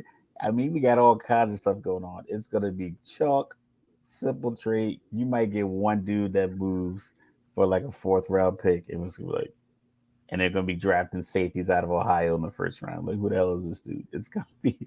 We I mean, I want it don't to be know. exciting. I think it has the potential to be, especially if Yeah, yeah, Lamar, yeah. Aaron, B Hop, and Derrick Henry are not done. Because I watched an interview with on the Raw Room with what's the boy name? I keep drawing a blank. Brown, AJ Brown. He was talking about how the Tennessee Eagles trade went down. it was like up until the day of the trade, he thought that Tennessee potentially was going like honor the deal because they were saying for a long time, listen, we're not trading you. And then his agent was like, listen, what do you want me to do? He was like, man, just do your job. And then to get the conversation, have a conversation with his agent that basically said, all right, they're willing to trade you to Philly for this, whatever. They're just working on compensation. So he was like, it was bittersweet because this whole time they had been telling me they weren't going to trade me. And then as soon as somebody calls with an offer, they're ready to move me. And he's like, and he said his agent still told him to stop talking to the teams. He's like, stop answering the phone calls. He said, I was talking to somebody in the building. He's like, I'll keep that on the low. But he's like, I just stopped answering the phone calls. And then when the trade was about to happen, he said he called Vrabel, and he's like, Vrabel was like, listen, I can't talk to you right now because they were still in the middle of the trade. But he was like, I will talk to you after it's all over. But this was after the trade was all made. But it was like you said, it was bittersweet because they've been telling them for all this time, like, hey, we're gonna get you squared away. We're gonna get a deal. We're gonna do this. We're gonna do everything. We want to keep you. Want to keep you. And as soon as somebody calls with a deal, you're ready to go. So just a matter of, does someone call one of these teams? Does someone call Tennessee and say, hey, we don't want to trade Derrick Henry? And then someone's like, hey, we'll give you a one for him. Or Cortland Sutton and Jerry Jeudy, you talk about that. Sean Payton came out and said, hey, we have no plans on trading these guys. But that's plans. Houston calls you and says, hey, we'll give you our second round picks. I'm pretty sure they probably got a couple. They seem like a team that kind of stacked picks. So say they got 2 second round picks, like we'll give you our second round pick. Cortland Sutton might be in Houston. It's just a matter on who's going to make the phone call, who's going to give up what. Yeah, it's going to be interesting. I think some teams can make some moves, especially these teams that sign these guys into these contracts that they don't want to keep paying out. I'm here for it, but I just got one request. Can one of y'all, somebody, I don't even care who, can somebody just offer Lamar Jackson something? Well, I don't even care who it is at this point. I just want to see what happens. I want to see if Baltimore matches or if there's a number out there that Baltimore would not match. Like, I just give me something. Just give me something. But we were talking earlier, like we freestyling this one because we didn't take any notes. We were just talking in our pre-meeting and something came up. So we decided to bring it to the show. And, of course, it's always, I don't want to say it's difficult to talk about race, but, just from the standpoint of, some people get turned off by it, saying, man. I think a lot of people get turned on by it. You know what I mean? They say they get turned off, but I think they get turned on. They just don't want nobody to know that it turns them on. Like when she playing with your toes, you just don't want nobody to know. Now we're getting in the feet. Yeah, we got everything for you. Yeah, everything know what I'm saying? Shout out to Rex Ryan. But I was thinking about this, because I saw some comments earlier from Joel Embiid, because he always running his mouth.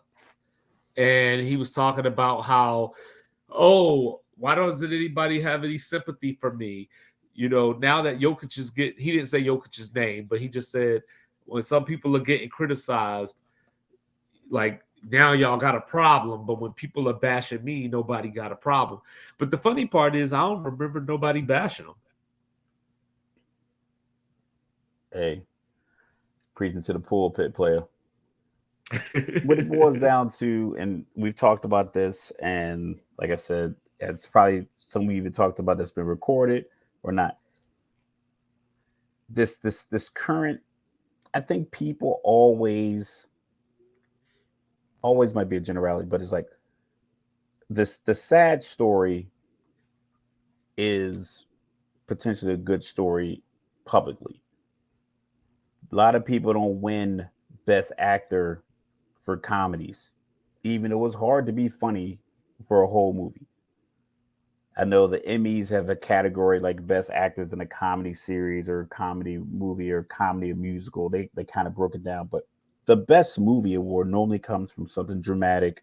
Someone got sick, Someone got fired, someone got shot, someone's poor, someone's rich and then they're poor. And it's a sad story and someone acts and they put their heart into it and people love it. But when you're just having a good time and having fun, people don't really like it. I think people, mainly these athletes, I think they like to rest on the fact that no one respects me. And then everyone's like, yeah, you're right. No one does respect them. It has nothing to do with it. The MVP race and all the criticism and everything else, it comes with the territory of the job that you have. You're going to get criticized. What you have numbers, you have wins, you have impact, you have head to head matchups, you have all these things that you can do that can combat that argument. And that's all you need. You don't also need the media to then go out there and write stories about how, oh, Jason Tatum was always getting, he's talking about how he's always getting criticized. But if you look at him in his matchups against, the Western Conference when they had their 5-game road trip, he averaged, like, you don't need people to like have to go defend you. And I think a lot of players put the fans and the media and people who like them and people who don't like them, put them in this unnecessary battle royale to try to argue on their behalf versus just letting what they do on the court just speak and then letting the results speak. The trophy isn't the result. Everybody's numbers are crazy in the NBA. We can look at almost all these players and all their numbers are the same. Are you hoisting a trophy at the end? Are you competing for trophies at the end? Is your team improving in wins? Do your fans respect you? Do your coach respect you? Are your respected teammate? Like, all of that stuff should matter more in lieu of what people on Twitter think about you. And I think sometimes people get into Twitter, and if you go to Twitter, Twitter is chaos. Like, my daughter likes Wreck-It Ralph, and then the other one, Ralph Breaks the Internet, and it was comedic. I was watching a little iPad, and I listened to like how the pop-ups are like, personifying these little cartoon characters, and like how they have the dark web, and they have like, oh, you want to win money playing games, and it's just weird how this stuff just pops up. Twitter is really that, with real people making these silly comments, and then you have professional athletes going on there saying, replying to it. It's like, why? Like, why do you need it? And I think that's why I think the MVP race has been about race, because people went to Twitter as their starting point for the conversation. And versus going to basketballreference.com and getting actual numbers, they go to Twitter and see what the white guy from Wisconsin thinks about it versus the black dude from Philly versus the white guy from Boston, or the white female reporter out of Portland, what she thinks is like. All of that stuff isn't what all that stuff doesn't matter. Go to the numbers, break down the numbers, and then say, okay, if I have a vote for MVP, who would I pick based off of these numbers? That's all that matters. Yeah, and of course, for the purposes of this conversation, race, of course, being a double entendre, because I wanted to talk about the MVP race, but I wanted to also talk about how I feel race is in the background of the MVP race. So I don't think so. Let me throw a couple of disclaimers out there. If people think that Embiid is the MVP, it's not just because they might be black. If you think Jokic is the MVP, it's not just white people that think that Jokic is the MVP. Jokic is the MVP. It's not a thing like that. But we saw Kendrick Perkins and JJ Redick talk about the whole the dynamic of the MVP voters and how they're giving Jokic this extra credit that they don't give to black players, even though JJ Redick was able to say, hey, since like 1990, you got like Steve Nash and Jokic. Like, those are like your white MVPs. Like, we're not trying to like, people aren't trying to take over with the NBA. Is like 72% black. Yeah. The coaches are black. GMs are black. Referees are black. But where I think it is that we have these conversations, and we're products of our environments, and and a lot of our environment is places like Real Sports 365. Shout out, guys, love you. But we have these conversations, we hear these things where people say things along the lines of like, why does Luka get a pass?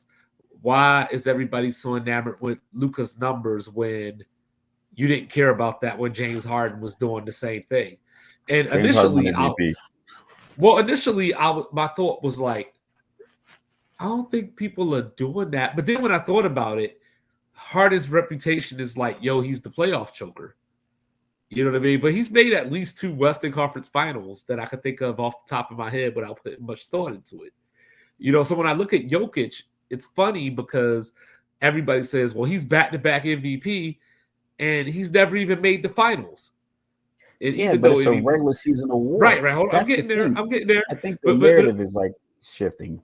and that's exactly what it is. It's narrative because Jokic has made a Western Conference Finals where Embiid did not make a conference finals.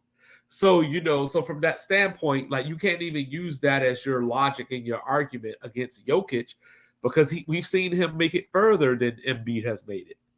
So I think we're just caught up in this conundrum. Like I brought up, watching First Take before, and like no matter the conversation, Mad Dog finds a way to bring Larry Bird into the conversation, even to the point of like Larry Bird's a better shooter than Steph Curry. And it's like, yeah, you probably had that dream, but it's not based in reality, So like, it just like I don't want race to be in the forefront of it, but it's there. We saw this with Angel and Caitlin a couple of weeks ago, where a lot of people feel that there was a different reaction based on the race of the people involved for similar actions or whatever the case may be. Other people try to Twitter say thought that. That's what I'm saying. Like that. No, there were people that on was TV reaction. saying it too. There were Yeah, people but on those TV people saying on it as well. TV went to Twitter. Keith Olbermann, Dave Portnoy from Barstool Sports. Those guys went to Twitter. And if you go to Twitter, so when I pulled up my Twitter, it was literally like 30 articles in a row. I'm like, I'm not even following this stuff. I haven't shared any of this Angel Reese, Caitlin Clark stuff. This was before you and I even talked about it. I think people want things to be about race to ignore real things that are more important and regarding race. So we can talk about sports and race all the time, but you talk about how they're banning black books in schools. They're banning authors that are problematic. Like that's a real race thing. Is like you're banning books by black authors, but we don't talk about that. We talk about how Jokic from Serbia. This is not a literary. This is not a literary podcast. If they had Austin this ain't Reeves, world literature with Mike and Raf. Listen, I'm talking about not us. I'm talking about the proverbial sense of we. That's a race issue. If they had Austin Reeves as number one in the MVP, then I'm like, okay, this seems a little peculiar considering like he's not even the MVP of his team. But they literally have a guy who has, for 3 years in a row, put up great numbers at the top of the MVP race. Giannis had the same thing. Giannis can make a better argument that he's MVP this year, and B can make a good one. But then at a certain point, once you get all these people in here, you get all these top 3 or 4 guys. So you go, I'm going no particular order: Jokic, Embiid, Tatum, Giannis. Those 4, I think that's the exclusive group based off the history of the MVP voting. Like those 4 guys are your guys that you would pull from. Anybody who votes for Sabonis or SGA or Damian Lillard is like, okay, you're just voting for them just to be different. The award, the historical sense of the award, these 4 guys are it. Jokic came into the year pretty much number 1 because he's won it back to back. And he hasn't done anything to say I should fall from number 1. He played more games than Jokic. I mean, he played more games than Embiid and Giannis. The record is pretty much the same. The win percentage is about the same. They're all about 70% of the wins of the games that they played for their team. Their numbers is 24 and a half points, but he has 10 assists. So that gets you 24 and a half, 25 points right there, plus anywhere between 20 and 30 more points off 3-point shots. So you get you about 55 points. Embiid and Giannis is the same thing. It boils down to how do you think an MVP impacts a team? So if you're looking at Jokic, like, listen, I don't think this team would be anywhere near 30 wins without Jokic. He is the engine of the team. Okay, he's my MVP. If you think Embiid's ability to score from 25 feet to the hoop and his ability to shoot 80 something percent from the free throw line, the way he puts the other team's defender in foul trouble and affects the game that way, like I think that's MVP. Giannis, his energy, he plays 32 minutes. He's averaging essentially a point a minute, a rebound every 2 minutes is like, so if you think 31, 12 with your 5 assists, I think he is the energy of that team. So he's my MVP. Or the fact that Jason Tatum played 74 games and they're 52 and 22 in the games that he played. Like if that's your piece, like listen, he's in a tougher conference with three top teams, and each one of those other two teams had an MVP candidate, and his team is number two, and he's averaging. If these are all the reasons you have, then that's why you pick the guy. I don't think a voter is like, oh, Jokic is white, I'm gonna give him an edge. I don't think that's the deciding factor. I think because you have the numbers to support whatever your vote is, so you don't need to be like, oh, because he's white, I'm gonna vote him in. And I think this argument that people are just blindly saying like, "Oh, it's white," it's unfathomable argument. On top of that, like I said, it's fake outrage. If you ask any of these people two follow up questions, give me something that supports why you think this is the case. Because people knock Jokic for getting beat by Phoenix and getting kicked out of the last game of their playoff series. People get on him for not being having long runs in the playoffs, even though this is a regular season award. So it's not like he's absolved of any kind of criticism. He gets criticism. Embiid just gets on TV and gets a microphone in front of his face and just dry snitches and whines every single time. Like I thought he was MVP, so I started paying more attention. It's like, yo, dog, shut up. Like just play basketball and talk about your team. Stop talking about dropping, hints. How you 7 feet tall playing small emotionally like that? Like, stop it. Go out there, ball out. You should have played in. If you were so concerned with the MVP, you should have played in Denver. There's no way they thought he was such a health risk that he couldn't play in Denver, but he could play in Philly when they came back. Like, stop it. Like, don't piss in Well, my pocket and tell me it's raining. I don't like. I think that from the standpoint of, like I said, I think it's in the background. I don't think it's the determining factor or anything like that of why someone votes the way that they vote or why people want a certain person to win an MVP. But I think when you have the conversations, there's a lot of undertone and innuendo, and when you have people that that's why I brought up Luca, the Luca Harden thing, because they But Luka's do. really good at basketball too, and that's the thing. No, It's he's like, great at basketball. yeah, he's Yes, great at basketball. So people didn't criticize James Harden won an MVP. He plays no defense.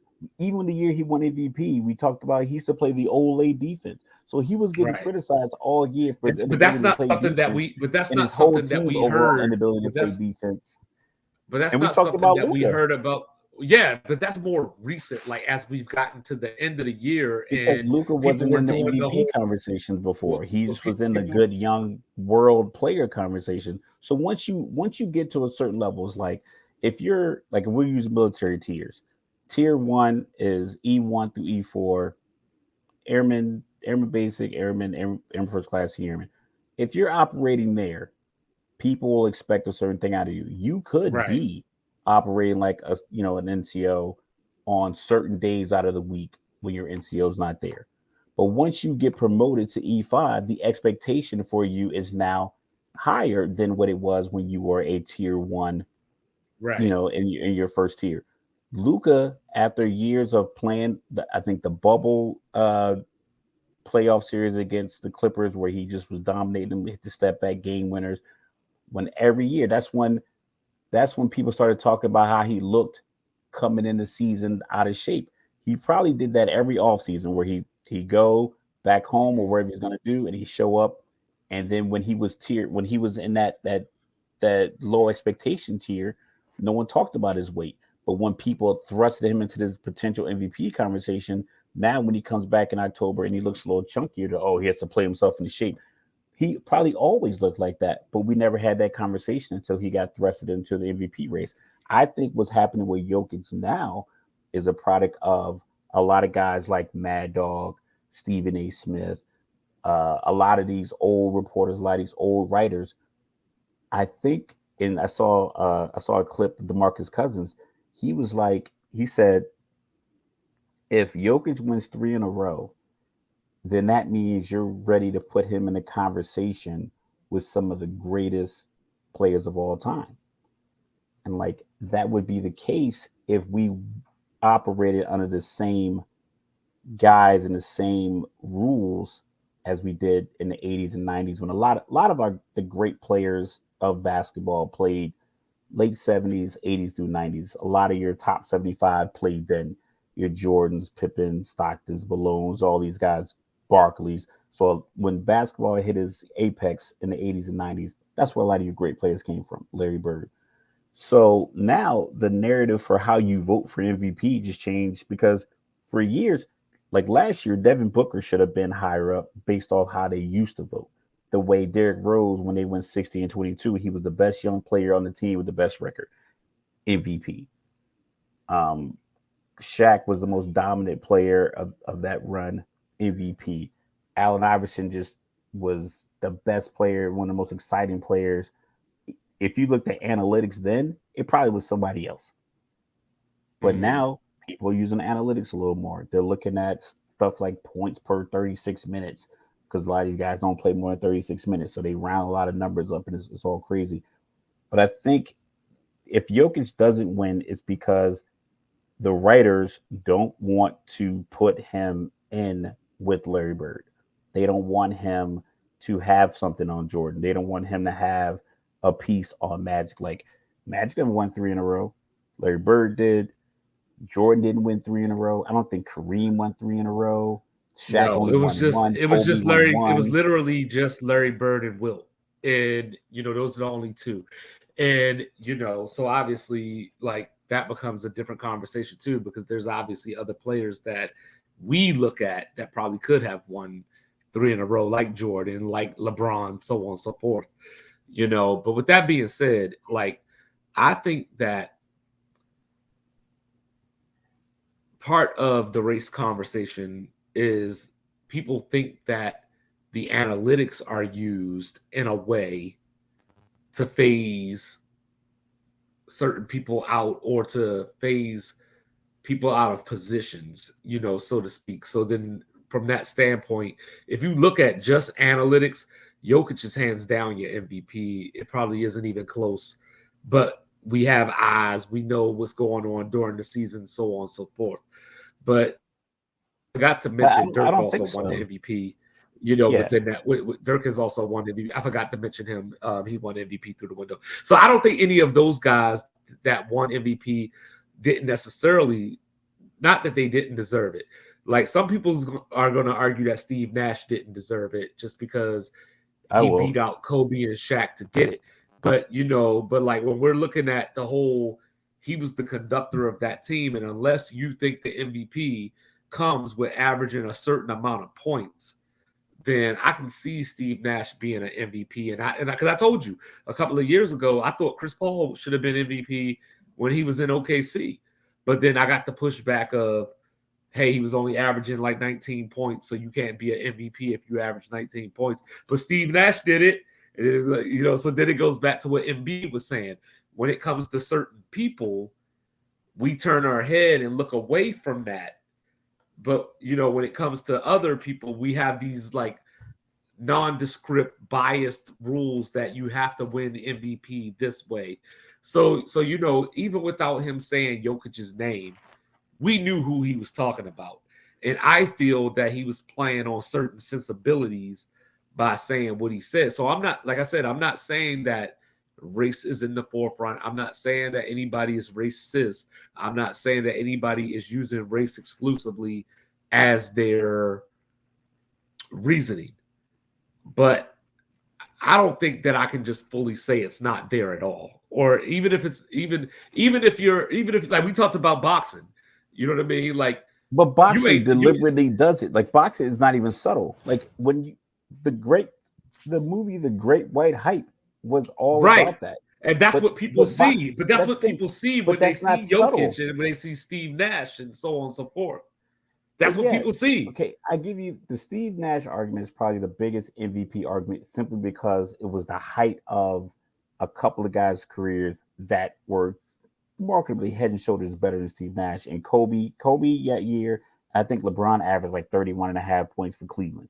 So it's like, all right, I get that Steve Nash is the engine of this team that's exciting because they they were transitioning the league into this new wave of just trying to score in less than 7 seconds. Very similar to Steph when he only averaged like 23.2 points a year. He won MVP, but it was a transition to shooting transition threes on a regular basis, not just like that's the shot we want. We want to shoot transition threes. So So like bottom line. it ushered in like a new era. I think So bottom line. Steve Nash, that's probably like Steve Nash is the only argument, but I think you can make the argument that they were trying to make it seem as if Phoenix Suns and D'Antoni were going to be this new thing, and he was the usher of this new thing. And when it didn't work, they stopped voting that way. It's like, this is ineffective because So a that's not couple what of the weeks MVP ago, does. Embiid was your MVP. Who's your MVP today, right now? Giannis. I hate when you do that. You were supposed to say Giannis. I mean, you were supposed to say Jokic because I was going to say Giannis. Yeah, But I'm the same Giannis. Like, but that's the thing. Based on how I think, because I thought Embiid was gonna, like, you know what, he had the matchup, but then since he's had that game, I've been hearing more and more just shots, just little Hansel and Gretel breadcrumbs. Yeah, because I brought it up and wanted to get it off my chest because Jokic was killing them with kindness. Yeah, it's like, why? Like, it's either you care about it or you don't. And if you do care about it, just play. That's all you got to do. All you have to do is play. Why doesn't Embiid criticize Giannis? Because Giannis spanks him. Because Giannis can go in there and put 45 and 12 on him. You know, he don't want to give Giannis any bulletin board material. No, because when I listen to this, Giannis can put him out of the playoffs. Jokic can't unless they meet in the finals.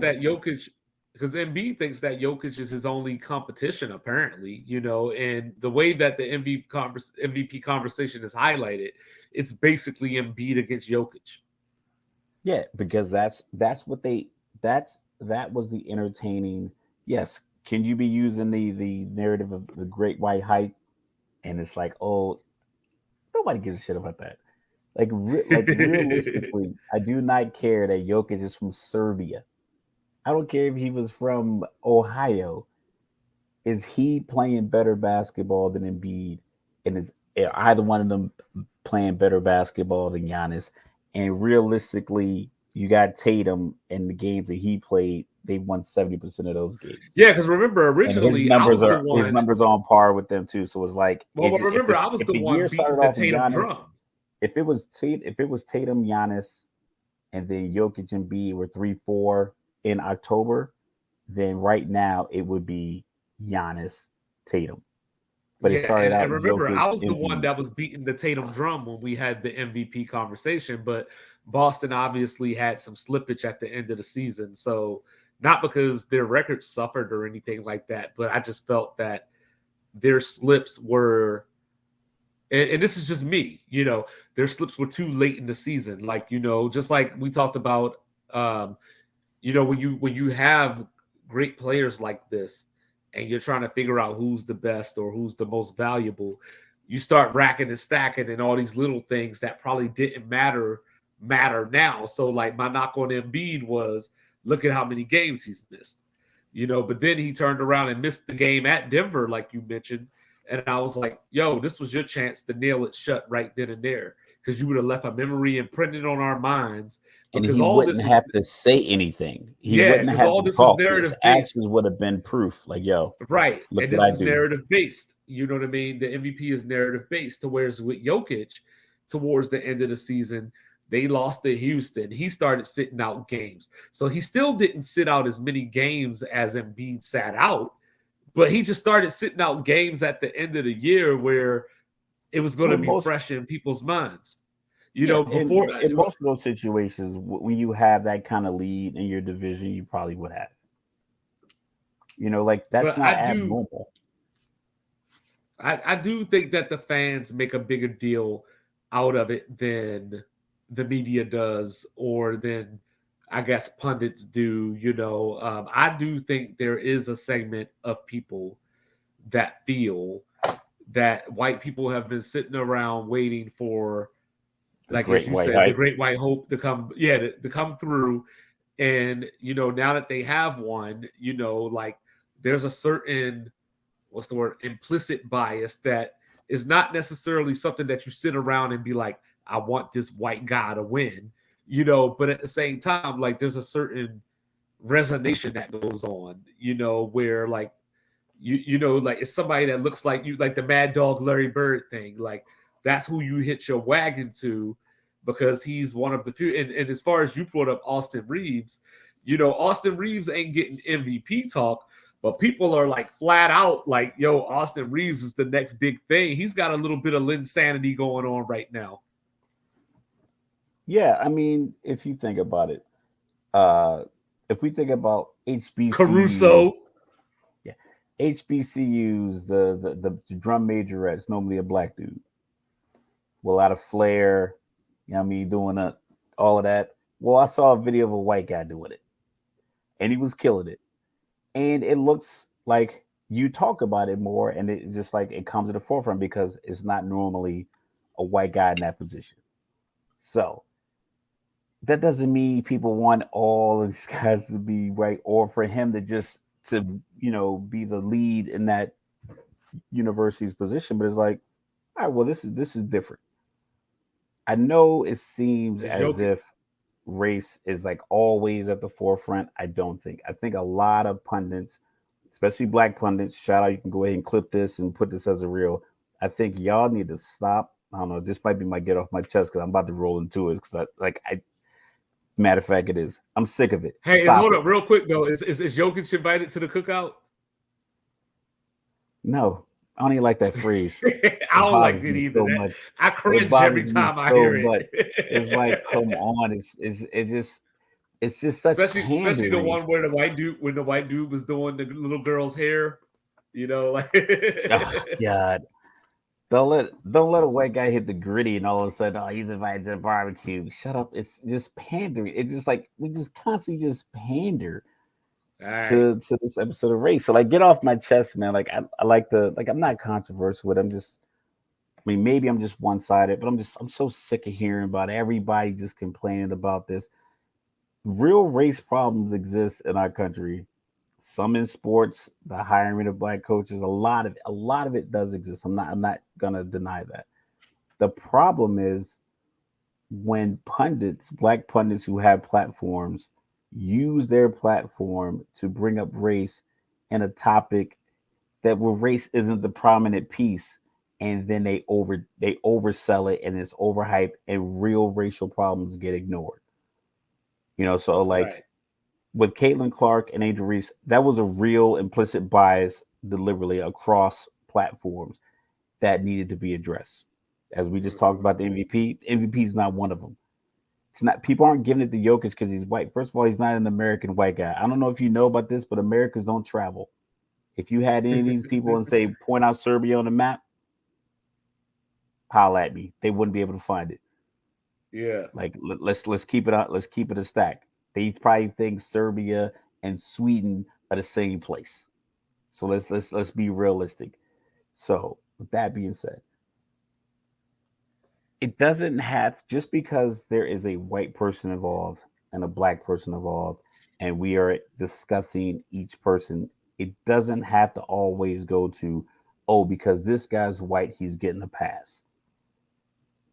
It's not all about this tiny confirmation bias, this tiny tunnel vision that you have as far as your argument. If you need a good argument, get good facts, improve your argument. Don't try to derail your argument by saying it's about race. The Kendrick Perkins thing, we'll talk about that. He picked 1990 like we haven't had all black MVPs essentially from 1990 other than a couple of guys. And he brought up a couple like little talking points. And it's the same thing that someone would use to try to justify a white guy. But so you're doing the same thing and getting mad about it. It's like, no, stop making everything about race to the point where when we do have a real conversation about race, it gets swept under the rug because it's like the little boy cried wolf. Mm-hmm. Stop crying wolf all the time when it's a black person involved, a white person involved. Yes. Is there going to be some situations where being black may be to your detriment? Yes. Is going to be sometimes in public eyes in sports where a white guy is going to get the benefit of the doubt. Yes, it's going to happen, but you can't use it every single time without any true, concrete, just analysis of the situation. Not necessarily just proof, but just like realistic analysis of it that says, okay, this is why I feel this way. This is the conversation. This is a statement made by the owner. The owner came out and said, I just really feel comfortable with people who look like me.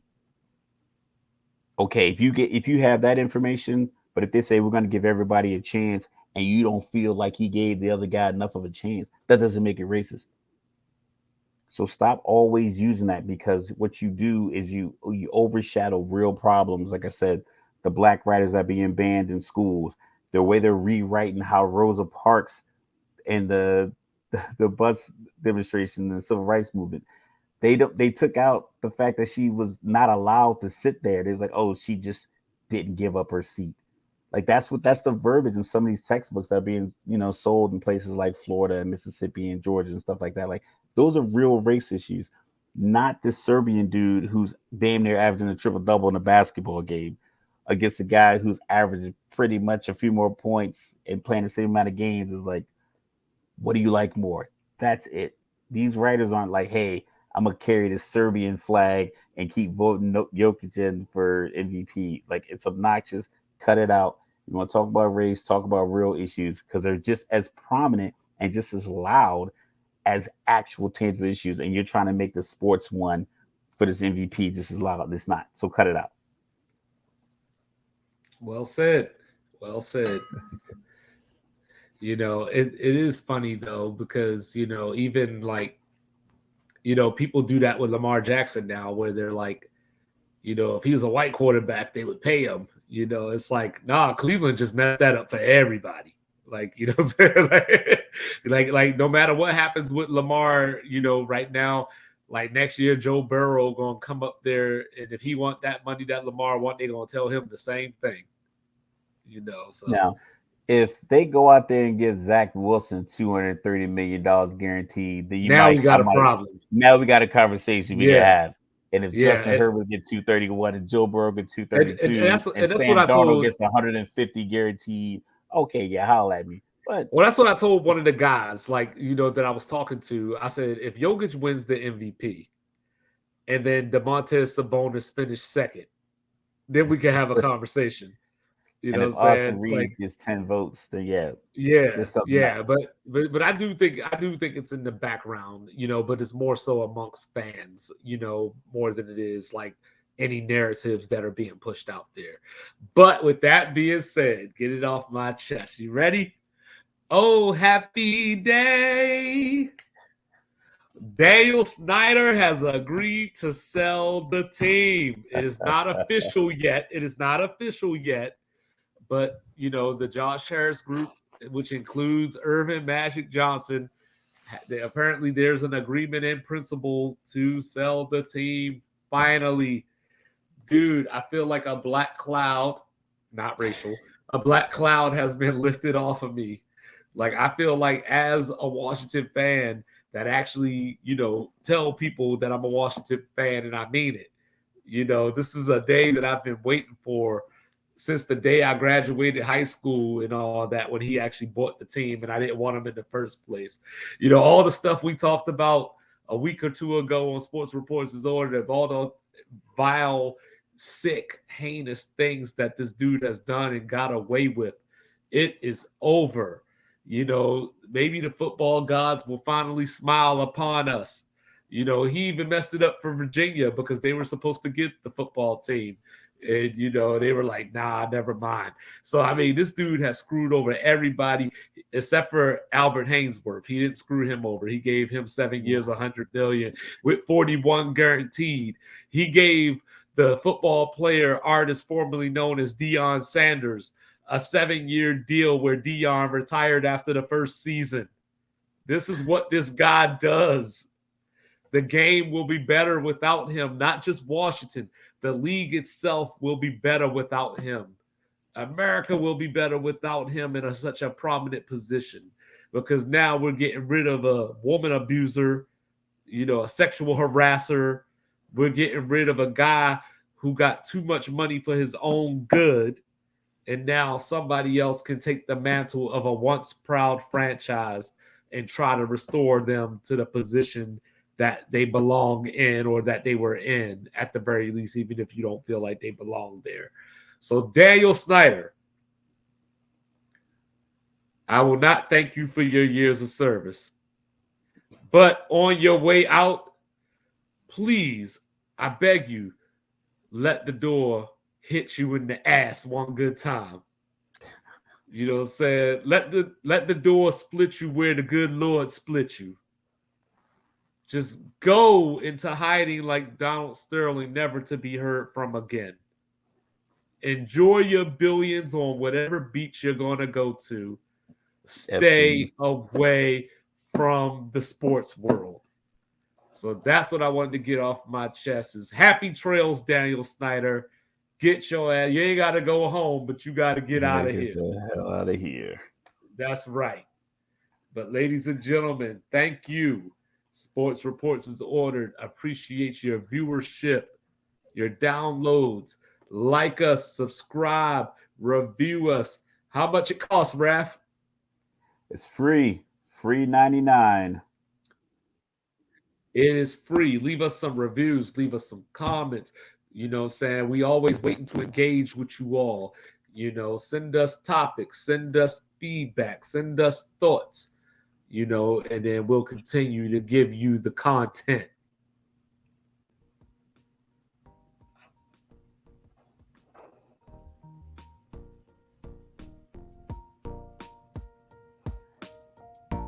Another successful episode, like you said. I want to thank all the fans that we have. Everybody who keeps subscribing. Everyone who is just avid supporters of the show. Like I said, you can follow us on Twitter. You see our Twitter handles here. We're going to get you Twitter. Mike Wilson, aka 25, is at 2-Bit Reports. Instagram, MLDub25. You get me on Twitter, Fear My Raf.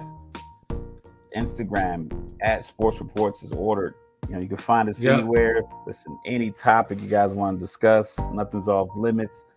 We've circled the sports globe, and we're trying to find anything. We talked about the XFL, MLS.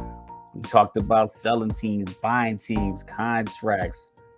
You know, anything that's going on in sports, we want to have that conversation, good articulated conversations. So and you didn't have to search. Support. And you didn't have to search through the city of Pittsburgh to find Pittsburgh Pirate Appreciation Day. You ain't got to live in Jersey to get Daniel Jones Appreciation Day. If you're a football fan and the Steelers are playing your team, I say, hey, it's a trip. Like, it's not that expensive. You know what Raf told me earlier, y'all? I was talking about Jason Tatum and all this kind of stuff, and he said, I thought you liked Jason Tatum. I said, I do like Jason Tatum. I just got to tell the truth.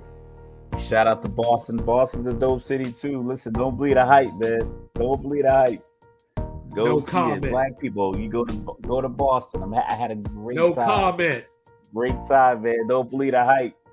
Don't bleed a hype. Shout out, speaking of Boston, shout out to New Edition. You know what I'm saying? Shout out to my guy, Nameless. Nameless, you know what I'm saying? My guy from the Air Force turned rapper. Check him out on iTunes. You know, let's be honest. Best song going right now. Look up his song Tabernacle. Second best song going right now. Yes. Let's go. Like I said, Sports Reports is ordered. We out, America. Love ya. Peace.